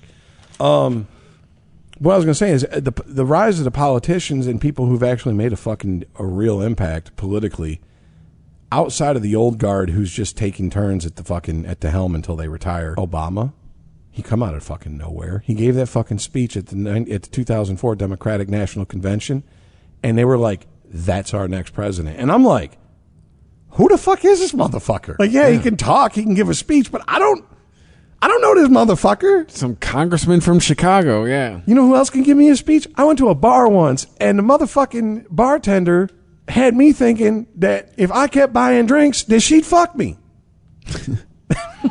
That's kind of her job. Gee, a politician who talked bullshit till he got elected. It's kind of their job. Fish got to swim, right? I mean, that's it. You're going to get mad about fucking... He was America's black friend. But Obama, all right? And then, like, look at the rise of all these, like, little fucking governors and shit like that from states where they get, like, their if not fame, infamy maybe. Like, their 15 minutes of infamy via... online social media. But then, I mean, you look at Trump. Trump wouldn't have been here without fucking the internet. Trump taught the Republicans how to use the internet to the most, right, to their maximum advantage, because the Republicans were woefully behind the Democrats, who were woefully behind my dead ass grandmother. Okay, like that dead bitch could fucking figure out how to set her VCR before anybody who's a politician knew how to fucking use the internet with any success. But yeah, they're all off the beaten path people. And then that leads us to the biggest fucking off the beaten path. And how the fuck does she still have a job? AOC. And her clown world fucking antics this week. Wait a minute. I can't do it. It's between you and Jess. Jess, Chris, you guys got to fight out. Who wants to fucking tell this story about AOC? Jess, go on, Jess. I'll let you have this one. Okay, thank you. It's very, very gracious. So this week, AOC, Omar, and several other Congress people of power were the squad. As but I think it was like they call themselves. Well, I know three of them were there. Was Diana Presley there? She would be the fourth member. The bald black chick from Massachusetts. Yes, I think so. So then, yeah, the whole squad was there. Okay. Yeah. Yes, but I think it's that the original story that broke was that 16. Yes, yeah, it was 16 Democrat politicians. Yes, they were arrested I think it was for obstructing traffic during a protest outside of the Capitol, and they're protesting the Roe v. Wade decision, right? Which I'll get back to. That's stupid. But anyway. Which, by the way, Jess, I finally saw an article that said the Supreme Court's decision to overturn Roe v. Wade and what was it? Peabody versus Planned Parenthood is the first article I've seen that included that second case. Really? Yeah, and it's how many? Because I had to it was a while. Yeah, and that started in 2018. Mm-hmm. And we're how many weeks out since the actual decision was released, and months since the leak. Yeah. Yep. And I got to keep pointing this out because I don't think people understand this. Both parties sat and just let that fucking decision sit there and didn't. If the Democrats were so wanting to preserve choice, why didn't they push to legalize abortion at the federal level? And if the Republicans were so against it, why didn't they push for the Supreme Court to kick it back to the states 50 fucking years ago, or in the meanwhile of 50 years? This just reeks of like something to pull out to be like, we're going to fire up our bases and this is how we're going to get people to give a fuck about this midterm election. Right. It just feels that way. They've kept in their back pocket. No, I completely agree with you about that. What? And they've the thing is, nobody cares. It's backfired. People right now, like every poll I keep, I mean, granted, I'll be the first person to shit on polls. I'll be the first person to be like, how many people they asked? 500? Ooh. But generally, the temperature of the room for the midterms is like, great. Who gives a fuck? Everything costs more than it did last year. I have less money than I had it last year. Like, abortion is like way down on the list of shit people actually care about. Even after the Supreme Court decision, it was way down on the list. I mean, it was a top 10 for Democrat voters, but it wasn't even in the top 10 for Republicans. That was mostly economy and foreign trade and jobs and shit, which is all pretty much under the umbrella of the economy. Anyways, I'm sorry. Go ahead, Jess. Oh, okay. So during this protest, the 16 Democrat political figures were allegedly arrested, and AOC was one of those. Except whenever you watch the video of her being arrested, she's holding her hands behind her back as she's being escorted by a police officer. But then someone says something to her and she raises one of her hands above her head and then real quickly puts them back down behind her back. So bitch is walking like she's in handcuffs, and she's wearing a coat. And it's like, apparently it was like in the high 80s, low 90s that day. And she's wearing a coat so you can't see that she's not actually in handcuffs. Well, is she trying to steam up some flavor for her husband later after she gets out the holding tank? She's got to do. I'm sorry. It's been hot. It's been hot for a while. That can't be. I don't care how hot you are. It's at some point. I'm just saying, if you're coming over and you're like, you pull down your pants and it looks like you're pulling apart a grilled cheese sandwich, go take a shower, then we'll talk. Yeah. You know what I'm saying? Sorry. Once again, go ahead. Anyway, so I just found out recently that she said she took to social media to respond to people calling her out for faking her arrest. And she's like, no, I was actually arrested. Here's my arrest paperwork. And she shows some paperwork. No one's arguing like her name that. filled out. No one's arguing that. Okay, but on the No. I'm not talking to you. I'm talking to her. Why? That's a straw man argument. No one's arguing that.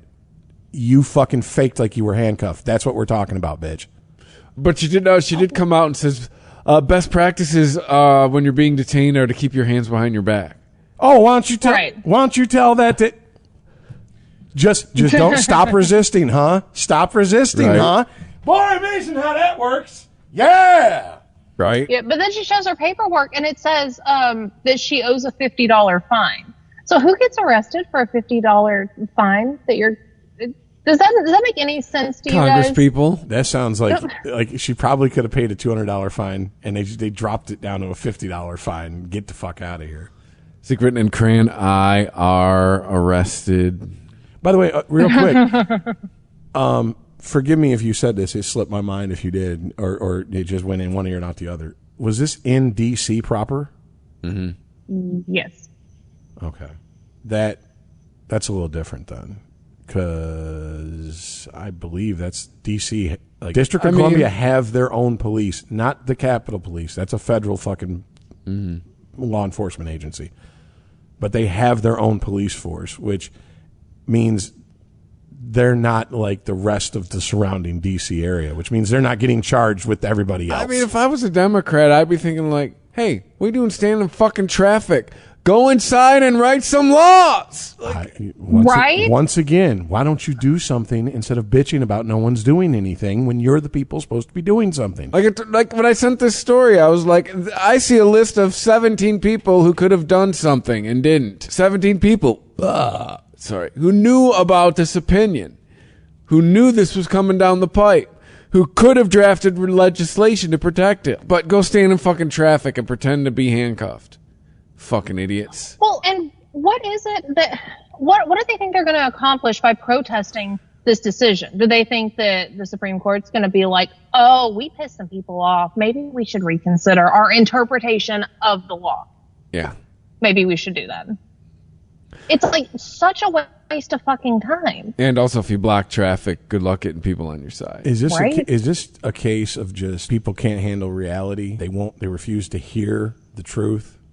And so this is what we get. Because if I'm a Democratic strategist, this is how I'm looking at this, all right?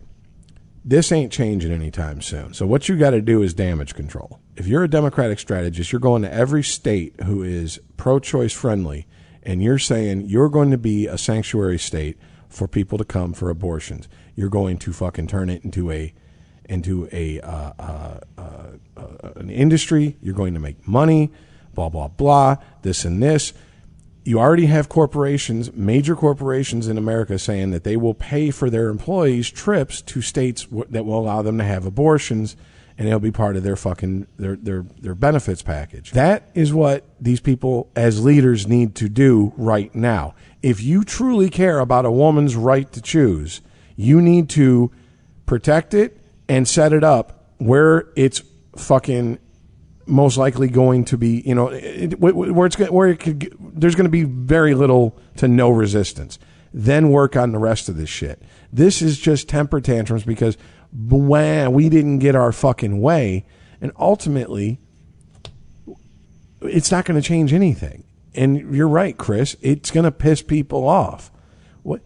The one thing that pissed people off the most, even if they were on the protester side, was watching hours and hours of videos in COVID lockdown of all these protesters flaunting all the fucking lockdown fucking regulations and mask regulations to block people and fucking block emergency vehicles. And it was just like, I watched people who were like, I was kind of on their side. Now they're blocking ambulances and fire trucks. Fuck these cocksuckers. Mm-hmm. Run them motherfuckers over. Yeah. Once you crush a couple skulls, I bet you they start getting out the way once they see what brains look like for real. Yeah. This ain't The Walking Dead, bitch. That's real. You're next. Keep sitting there, cocksucker. Find out. But ultimately, no one on the Democrats is going to talk to any. The strategists are not being listened to. I get the feeling when I watch guys like Bill Maher and shit, that like the old guard for the Democrats and what is considered like, the classical liberals, what passed for liberal as little as 5 years ago, they're not being listened to, and they're just being told to shut up. And basically it's gotten to the point where they're just being lumped in with anybody with a MAGA hat, and they're just being told, okay, boomer. And I mean, this is, if this is the future of politics, I shudder for more than I already shudder at the idea of the future of politics in this country. Thank you for visiting ChristopherMedia.net. Thank you for visiting ChristopherMedia.net.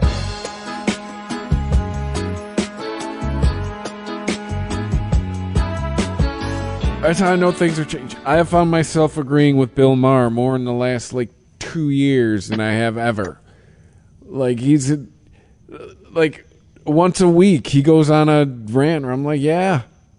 Then it's so either I'm moving to the left, which I don't think so, or Bill's moving to the right. I don't think so. It's people are the goalpost is moving. Well, that's what their entire political philosophy is based on. Most progressive policies are based on some form of Marxism, which is. Marxism is always coaches and frames everything in the sense of the oppressed and the oppressor. And, classical Marxism was, okay, we're going to look at finances. Well, financially, that really isn't going to fly as much. Okay, so we're going to go cultural and blah, blah, blah, blah, blah, blah. And it's the cultural elites and it's people in Hollywood and blah, blah, blah, blah, blah, blah. Okay, you were saying that shit 10, 15 years ago.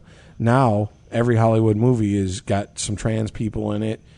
Half the cast is gay. Half the cast has been race or gender swapped. There's a non-binary something or another somewhere in the fucking cast. There's an interracial gay kiss in the background that they can edit out real quickly for the fucking China release of any Marvel movie. I mean, they want to act like they're oppressed, and it's like, no, you're not. Sorry, I'm getting off on a tangent. Anyways,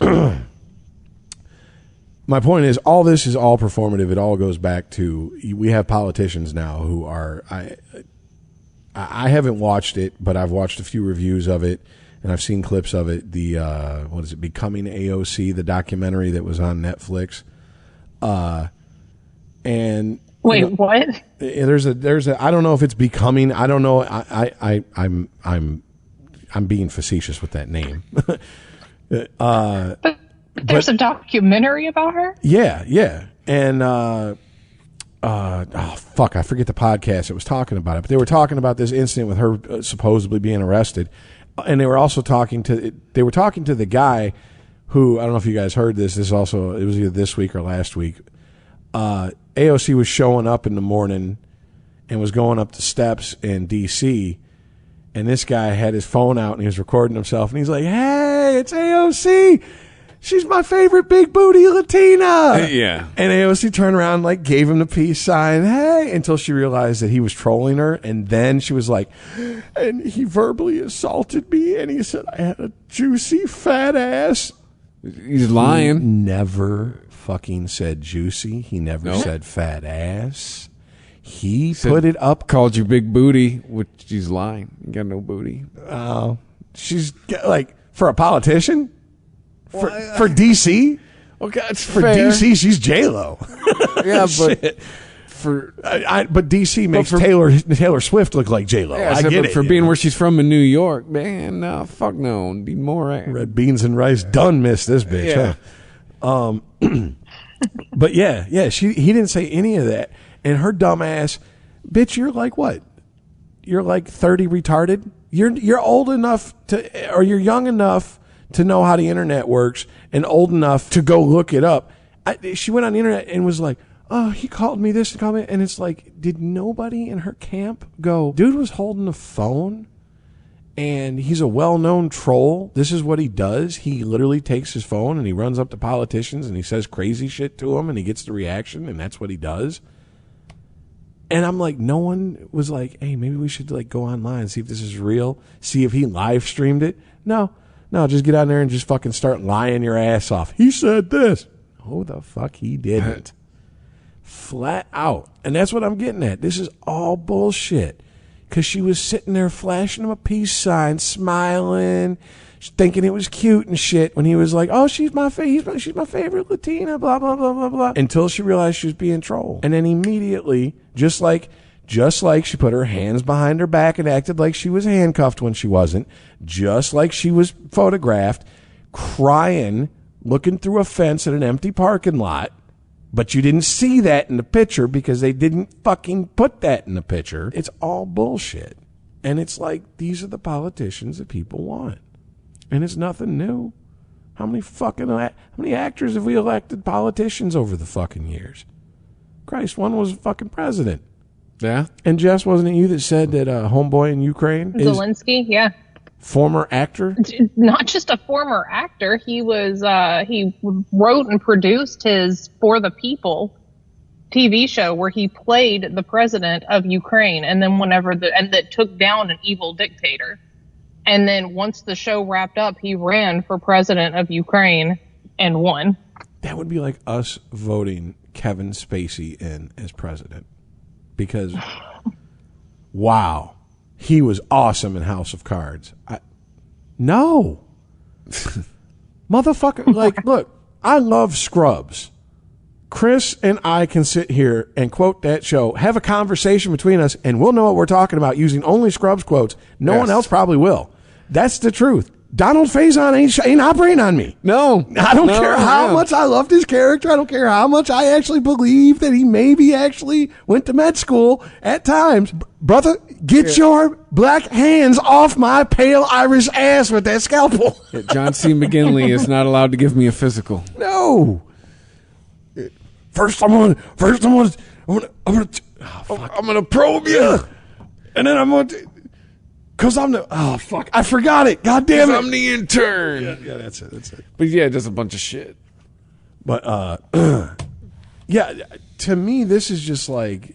This is flat out a... There's been so many mask-off moments, and I think we just have to, like, accept that we went well past the Rubicon and the point of no return to where we as a society just don't give a fuck. We just really... I mean... Like, a lot of us give a fuck, but not enough for them to not to do it or to even try to hide this shit. Remember what you said to me about your former, you had a job one time, and I said, how they treat you at that job? And you said, they make you believe they care about you. Yeah. They don't, but they make you believe they care about you. That was what politicians' job used to be. Now, it's just open contempt. It's just, we're going to look you dead in the face and lie to you. And 6 months later, we're going to let you know we lied to you, and you're not going to care. And it happens. Mm-hmm. And I don't all the time. I don't even. I'm like, what do you do with that? What do you do with that? I mean, vote in new ones. But how do you discern who is just another politician? You know, if they're what they've done before they were a politician, and if the answer is nothing, then there's your. I mean, if their only experience is at being a politician is being a you know, I like people who were other things before they were a politician. Well, that's what we were supposed to be. We're supposed to have people who felt compelled to step aside from everyday fucking life, serve for a period of time, and then go back to their normal life. And they were supposed to bring whatever expertise and life experience they had with them, share it with people, and then exit the scene. The problem is they're just fucking there now for life pretty much. And, I mean, unless you vote out a congressperson, it's almost impossible to get them out.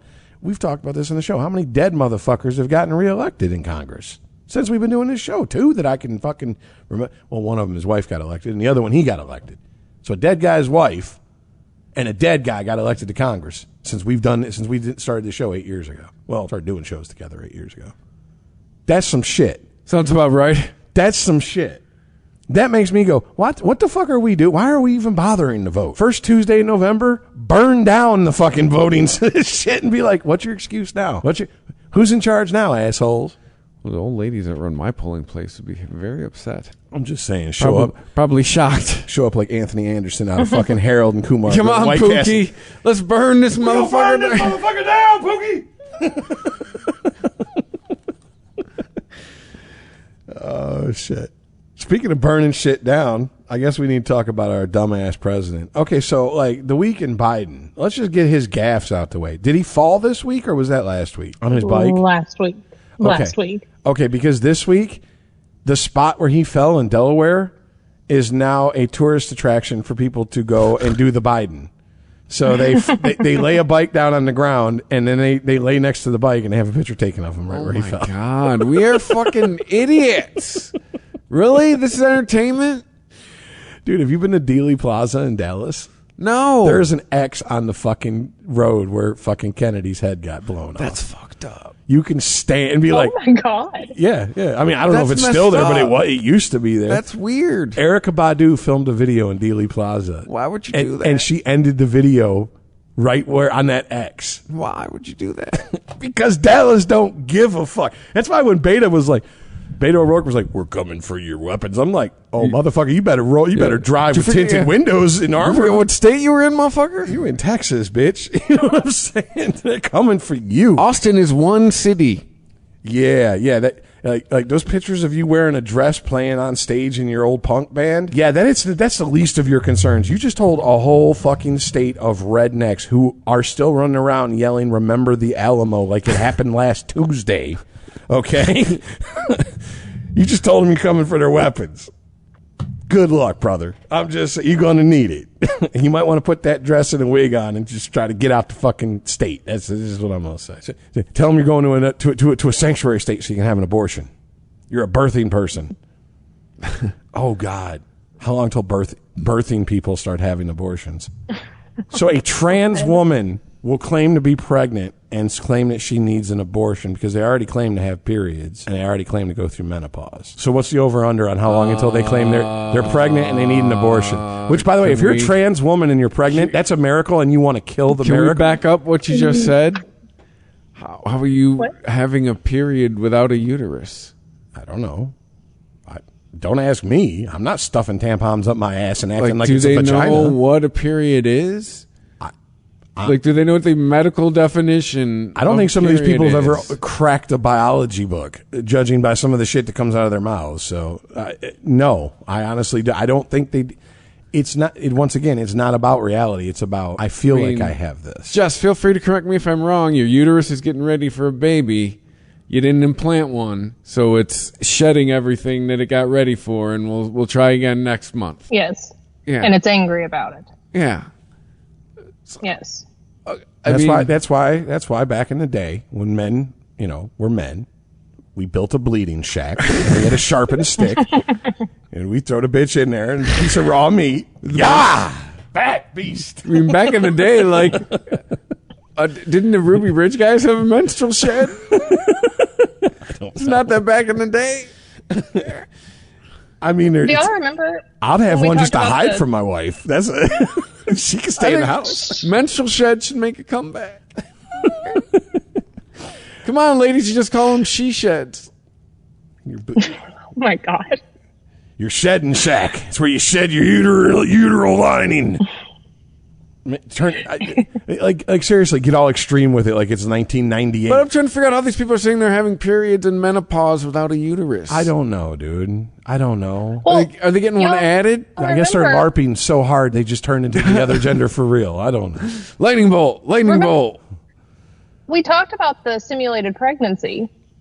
Remember that with the I know, but it's woman. But we've all seen a so sitcom. Maybe they're having. You can buy the thing where you look pregnant. Well, I know, but the person who was talking about that was saying that, they were tired and still coming to work, and I mean, they were in it. So maybe they do the same thing. Maybe they have a little reminder of, go squirt some ketchup in your panties and pretend like you just started, act embarrassed about it, and put a TENS unit on your stomach so you cramp. I don't fucking know. I'm not going to go into detail because it's even... believe me, I'm dead inside. I can watch horrendous shit. It's not me, but I'm not going to expose our viewers to it. If you really want to understand what I'm going to give you a very fucking glossed over explanation of, look it up with your safe search off at your own risk. You've been warned. Post-op trans women, that procedure doesn't always work as well as they think it should. And sometimes that's just an open wound that has a discharge that might be made up of many things, but blood would be one of them. And so the rationale is that's the same as a period. I've watched the video. I've read the articles. I've read the fucking op-eds. This is what people I guarantee you it's not the majority and it's not a mainstream opinion in the LGBT community. But there are people in that community who say that is a trans woman's version of a period. My response is the Justin Timberlake meme. The one where he's just looking at you like, what?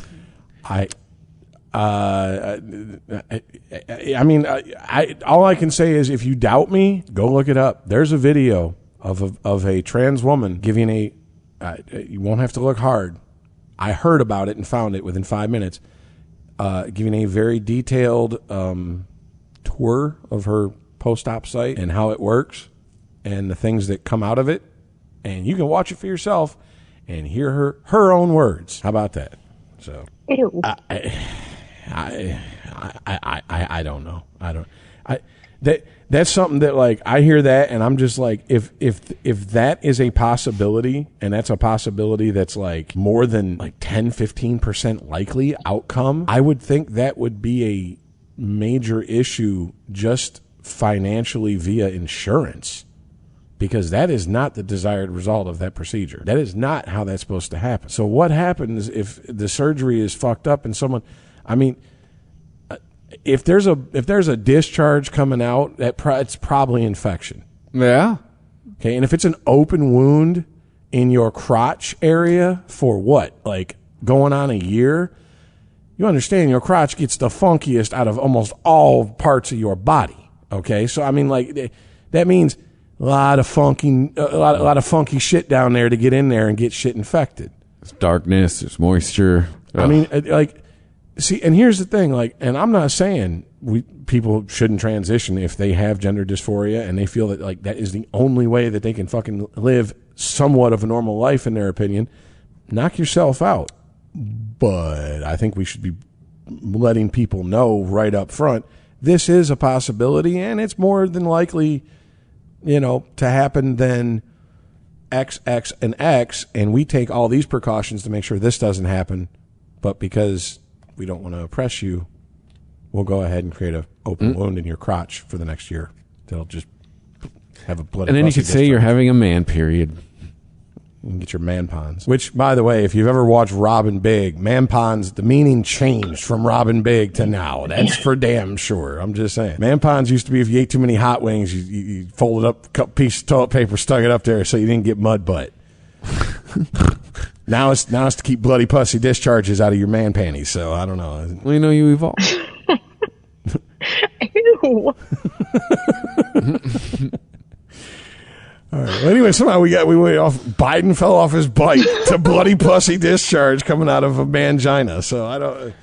All right. Anyways, so yeah. So there's that, and then this blew 2/3 of the current host on the show at the moment's mind when we were told Biden has COVID, and I didn't even know. But I don't even care. Yeah, I'm just like, here's the thing, like, can he, if he's gonna die, can he cough on Camilla before he fucking goes? Can we get this bitch sick? Because I don't want this bitch to be president either.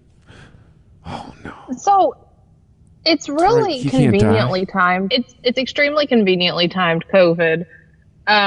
Because did y'all hear yesterday he announced that he has cancer? Biden? No, he had. That's not what he said, though. I'm not trying to, like, sensationalize. I heard the quote. I know but the White House did come back with said if you check his fact sheet, he had some kind of cancer, non-melanoma skin cancer. Yes, that has a survival rate of 99 of COVID. So, you know. So I don't understand. Why did he bring up his cancer diagnosis from the past? Is that like trying to get some sympathy or something? No, he made a comment. He made some climate change fucking declarations or whatever yesterday, and he was talking about how in the winter, where he lived in Pennsylvania, there'd be a coat of oil on the snow on your car and all that shit. And he's like, and this is why me and a whole bunch of other people my age have cancer. Oh, so, okay. All right. So he... Right, so... unchecked senior moment. Yeah. Yes, disappeared in the bushes. The White House staff comes up and they're like, no, as they do frequently. This is what he meant. And then they put him to bed for 5 days. They're like, no, you have COVID now. You need to go to sleep, sir. Don't worry. We got your Murder, She Wrote marathon all ready for you. We got some nice warm milk. We're going to tuck you in. You're going to be okay. Your favorite ice cream. Here you go. You're going to be okay. Extra sprinkles. But yeah, his double vaxxed and 2 or 3 booster shots now. And I'm going to say this, and I know that this is going to get me fucking shit on in certain circles of friends, but I don't think they listen to the show, so I guess I'm safe. I know it's a meme that's being, or a statement has been turned into a meme that's being passed around online, but it's a valid fucking point. If I gave my dog 3 rabies shots, and then my dog caught rabies, I'd probably be at the vet's wanting some fucking answers. Yeah. You know what I'm saying? Especially if I was told, if you get your dog these shots, your dog will not get rabies. That was a year ago. Now we're just told it keeps you out of the hospital. And see, I went along with that shit, man. It was, well, it's a symptom mitigator, and it's for people who, like, you know, blah, blah, blah, blah, blah. And hey, look, man, COVID knocked me on my ass for fucking almost 2 weeks, dude. Like, I was just like, well, I've had a good run. This is it. I was just ready for whatever the fuck was going to happen. Just, that's the truth. And I still fucking gave him the benefit of the doubt. I still was like, okay, I get it. You know, it hasn't been that long. They haven't perfected it. Blah, blah, blah, blah, blah. But then all we just kept hearing about was, oh, you need to get this, and you need to get this one, and then, you know, there'll be a 4th booster and maybe a 5th booster, and it'll be an annual thing. It'll just be like a flu shot, and blah, blah, blah, blah, blah. And I'm just like, get the fuck out of here, man. And what good does this do? Because a month after they fucking released the goddamn vaccines for everybody besides, I think it was, 12 and under at that point? Maybe, 12 and under at that point. For everybody 13 and older, a month after they released that, they're like, well, I mean, it's you know, it won't stop the transmission. It won't, you know, stop you from getting sick. Blah, blah, blah. Well, this isn't what the fuck you've been saying for the last fucking X amount of fucking days or months or whatever the fuck. And I'm just to the point where I don't understand how anyone can believe anything the fucking government says that doesn't have mental illness. I seriously don't. Said man, called it safety theater. Dude, the other day, I told Jess about this. The other day, I'm driving down the road, and at the bus stop, and it was probably like 92, 93. So you add the humidity, it's up there. And there's a lady, and if this bitch was less than $3, I'll eat my underwear. And she was in a fucking long sleeve hoodie, pants, hoodie pulled taut around her head, mask, and the fucking the clear shield that, like, you know, you can flip up and flip down that covers your face, standing outside waiting for a fucking bus. How is that anything but mental illness, dude? Dude, I have seen, you know what is funny is I have seen that a lot the last few. I have seen motherfuckers in hoodies, in knit hats. It's like 90. I've seen people like walking down M59, like doing double takes, like it is 90 degrees outside. What are you doing? And all I'm thinking is, first of all, like, do you think that's going to protect you? Motherfucker, COVID isn't like, I'm going to fuck him. Oh, wait a minute, he's wearing a Carhartt coat in summer? Oh, well, I'll just go on to the next person. That's not how this shit works. You can, like, it's not, COVID is not cold weather. You can't dress for it. Right. No, I mean, today, still seeing people wearing masks. Like, we were told they were bullshit. Dude, I have a friend whose band this summer, they were going to do a little 3-state tour, and half their dates got canceled in Illinois and Indiana over COVID shit. They're ramping this shit up in certain parts of those fucking states again. And I'm just like, really? To the point where venues are canceling fucking shows again. This ain't some Dave Chappelle. We don't like what he says on stage. This is callback. We're shutting shit down in 2022. We're shutting shit down a year and a half after the fucking vaccine was released. You know what is hilarious? There's commercials being played, at least here in Michigan, and they're showing things like sporting events or concerts, and like, you know, keep this going. The COVID vaccine made it possible. And like, first thing I thought was like, no, it fucking didn't. We've been told that these vaccines are bullshit. There are people that have gotten all their vaccines and have gotten their 9 booster shots and they've got fucking COVID. Like, we know they're bullshit. You're knowingly running these, going, oh, get your vaccine. It basically feels like it's the state going, if you don't get your vaccine, we're going to close everything down again. You like your concerts? You like your sporting events? We'll get your fucking vaccine, or we'll fucking take them away from you again. I'm actually, it was a couple days ago, I think, is the last time I heard it. I was in my car, and a public service announcement commercial comes on, and it might be the one you're talking about, but it was like, you know, you hear like a ball being hit. It's supposed to be at a ballpark, and you hear the crowd cheering, and they're like, the crowd cheers, and you hear, like, you know, someone like, like, the crowd's moved by music, blah, blah, blah, blah. All this is brought to you by the COVID vaccine. If you still haven't gotten your vaccine, go in. We don't want to go back to where we were 2 years ago, do we? And I'm just like, are you fucking serious? Do you think anyone's going back? You will literally have to fucking start sticking guns in some people's face just to get them to go back to 2 years ago. Well, especially now, we've got herd immunity going on. We've got fucking many treatments. Get the fuck out of here. We're going back to 2 years ago. Oh, well, what I'm hearing is there's no such thing as herd immunity for this. Oh, that's the newest thing. Of course. Because remember when the shit started and we were talking, it was like, okay, like what, 70% either have to have it or be vaccinated, have had it or be vaccinated. Yeah. And then it was like, well, no. It's more like 80% needs to be vaccinated or have had it. Well, no, like 85% needs to be vaccinated. It doesn't matter if you had it. Well, now it does matter if you... And then the latest is there is no herd immunity. And I'm like, oh, so everybody has to go and get in line to get the jab.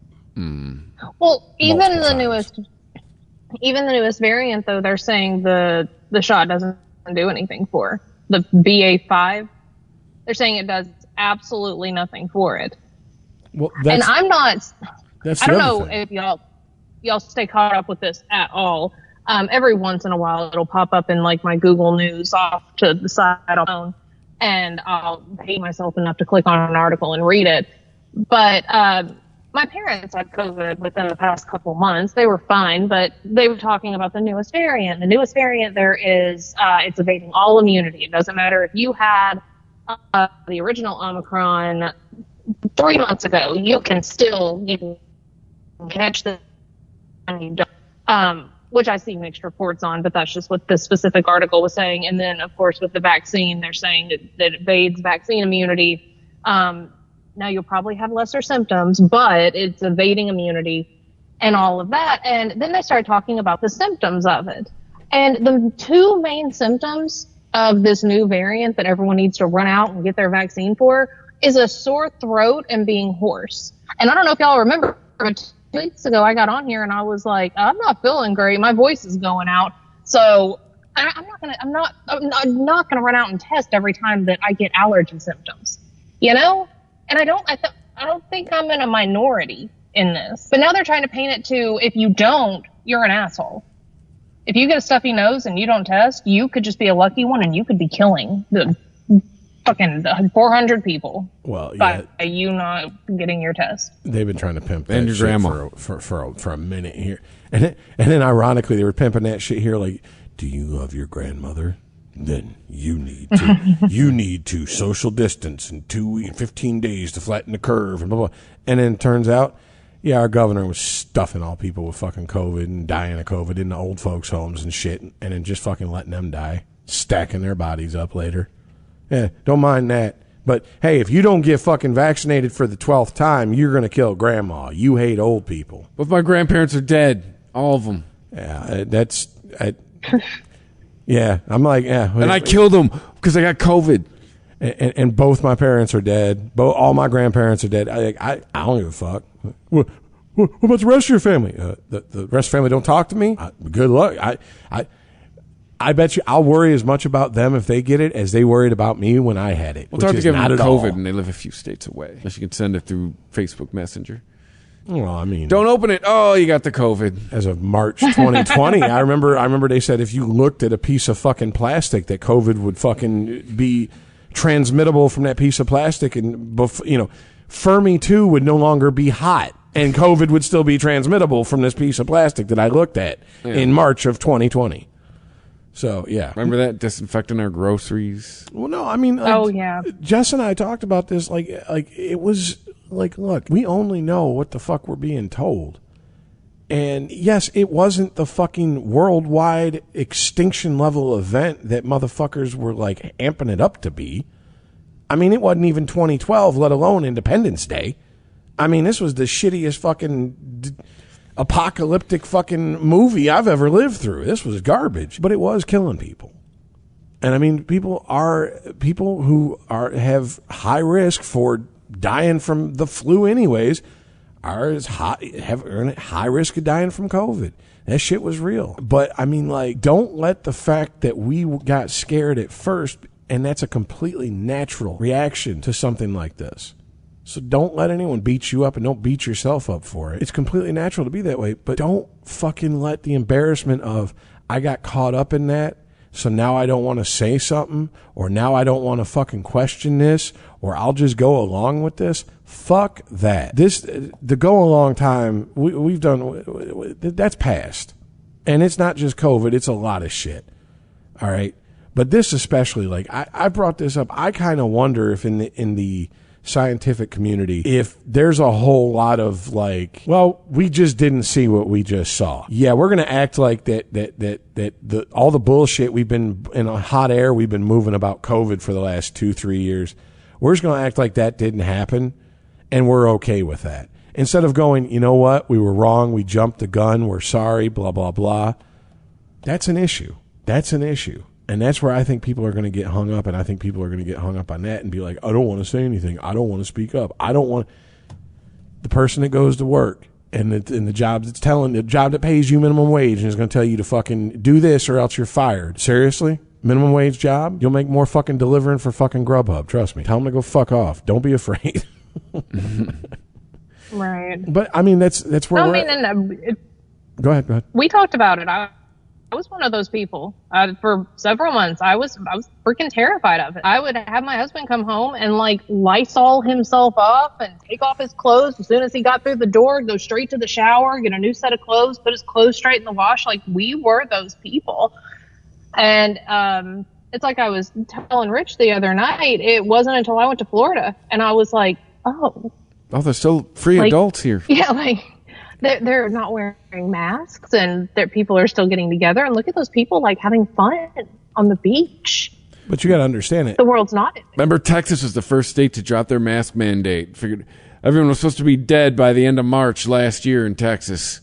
Well, you also have to remember that like that wasn't the story that was coming out of fucking Florida when you watched the news at that time. When you went to Florida, the news was pimping it like it was like, you know, The Stand or something down there. You know what I'm saying? Like there were more dead bodies than live people in the state type shit. Like that's how they were pimping that shit up here. And that's why when you went and we talked, I was like, what? It's not like that? And you're like, no, not at all. No, I went down there with the whole game plan. Like, okay, we're going to order all of our groceries and we'll just have them leave it at the door. And we're only going to be seeing like my family, so it's fine. We're not going to be around anyone else. And then whenever we set up on the beach, we'll just make sure we're away from everyone. And if we go to the pool, then when we come in, we can immediately shower and we'll go at the pool at times that no one's down there. Like we went down there with a plan of bringing our same protocols down there, and like it was just life is normal down there, and it was so refreshing. And on our way back, I was like, yeah, I'm done pretending like I'm going to accidentally touch a doorknob and die. Because if I can die that easily, why am I, you know? Well, I also think that like, I think a lot of people had a moment like for me, the moment where I was just like, okay, this is, I'm done. I'm not doing this anymore. I don't give a fuck about their fear porn, was after the vaccinations. Everybody I know that got vaccinated got really sick. I mean, like fully vaccinated, both shots and or boosters. Got it and got really sick and this is like in the last year. And due to fuckery in my personal life, I only got the first fucking shot. And the whole house of people that I was living with had it and had it for the better part of 2 weeks. And for a few days, I felt a little run down. I mean, and I'm living with 3 teenagers whose fingers are constantly down the front, back of their pants or up their nose, and they never washed their fucking hands. So I'm sure whatever they had, they were sharing with me. And I mean, literally 4 other people that I lived with were on their fucking backs for at least 4 or 5 days each. And I had 3 days of, I feel a little under the weather. And that's when I said, I'm done with this bullshit. Like, fuck this. This doesn't make any fucking sense. And goddamn it, I can be my own fucking. I've stuck enough fucking drugs at parties in Detroit in my system. I can be my best guinea pig myself. I don't need the fucking pharmaceutical companies using me for one. So, I think everybody kind of has had that point, unless you're just drinking deep of the fear porn Kool-Aid. Because I mean, if we're all going to have it, all right. And it's like I said, it's like I said when we talked about this. If you're young, if you're in shape, if you have no comorbidities, and they look at us and go, everyone's going to have COVID by the time this is over with. Well, then why the fuck are we trying to fucking sit here and still arguing about forcing people to get fucking shots? Because those people before the vaccine, when they caught it, they were shaking the shit off. It was because remember like the first like 6-7 months, especially when summer hit, and they would be like, young people went to a Trump rally and they are now dying of COVID. Blah, blah, blah, blah. They were blah, all blah. super spreader events. Yes. But then like Lollapalooza, all the fucking mostly peaceful rioting of the Summer of Love 2.0, 2020, those were never super spreader events. The CHOP wasn't a super spreader event. No, not at all. Not at all. And I was just like, this is all politicized bullshit. And I'm sorry that I've lost friends and family to this nonsense who have just completely, between Trump and COVID, I've lost more friends and family than 20 plus years of drinking like a terminally ill Irishman. And believe me, I wasn't easy to be around. I know that. I can admit that. But that didn't even run these fuckers off. But COVID and this bullshit and Trump, yep. That's fucking broke up friends and families that I've had for family my entire life, friends for fucking decades. Shit. I talked to some friends. I can't talk. If this person finds out that I still talk to this person, then they got beef with me because they got beef with this person. And when I go, well, what the fuck are you beefing about? Did someone fuck someone's wife, girlfriend, daughter, something? Give me something real. They go, no, he argued with me online. He voted for Trump. I think it's hilarious talking about people in their early to mid 40s talking about beef. Having beef with people. Well, it's just because I'm I'm ghetto. Like you said, the die has been cast and broke. You piss me off, I talk like this and that. All right, you know what I'm saying? It's just. No, but I know that people that be like, yeah, man, I got beef. Like, you are 43 years old. Oh yeah, well they're doing the life in prison on the 5-year installment plan. That's what they're doing. 5 years in, 1 year out, maybe. 5 years in, 1 year out. And each time, new set of neck tattoos, All right. Well, do we have anything to add here at the end before we... I think we can add on a new set of neck tattoos.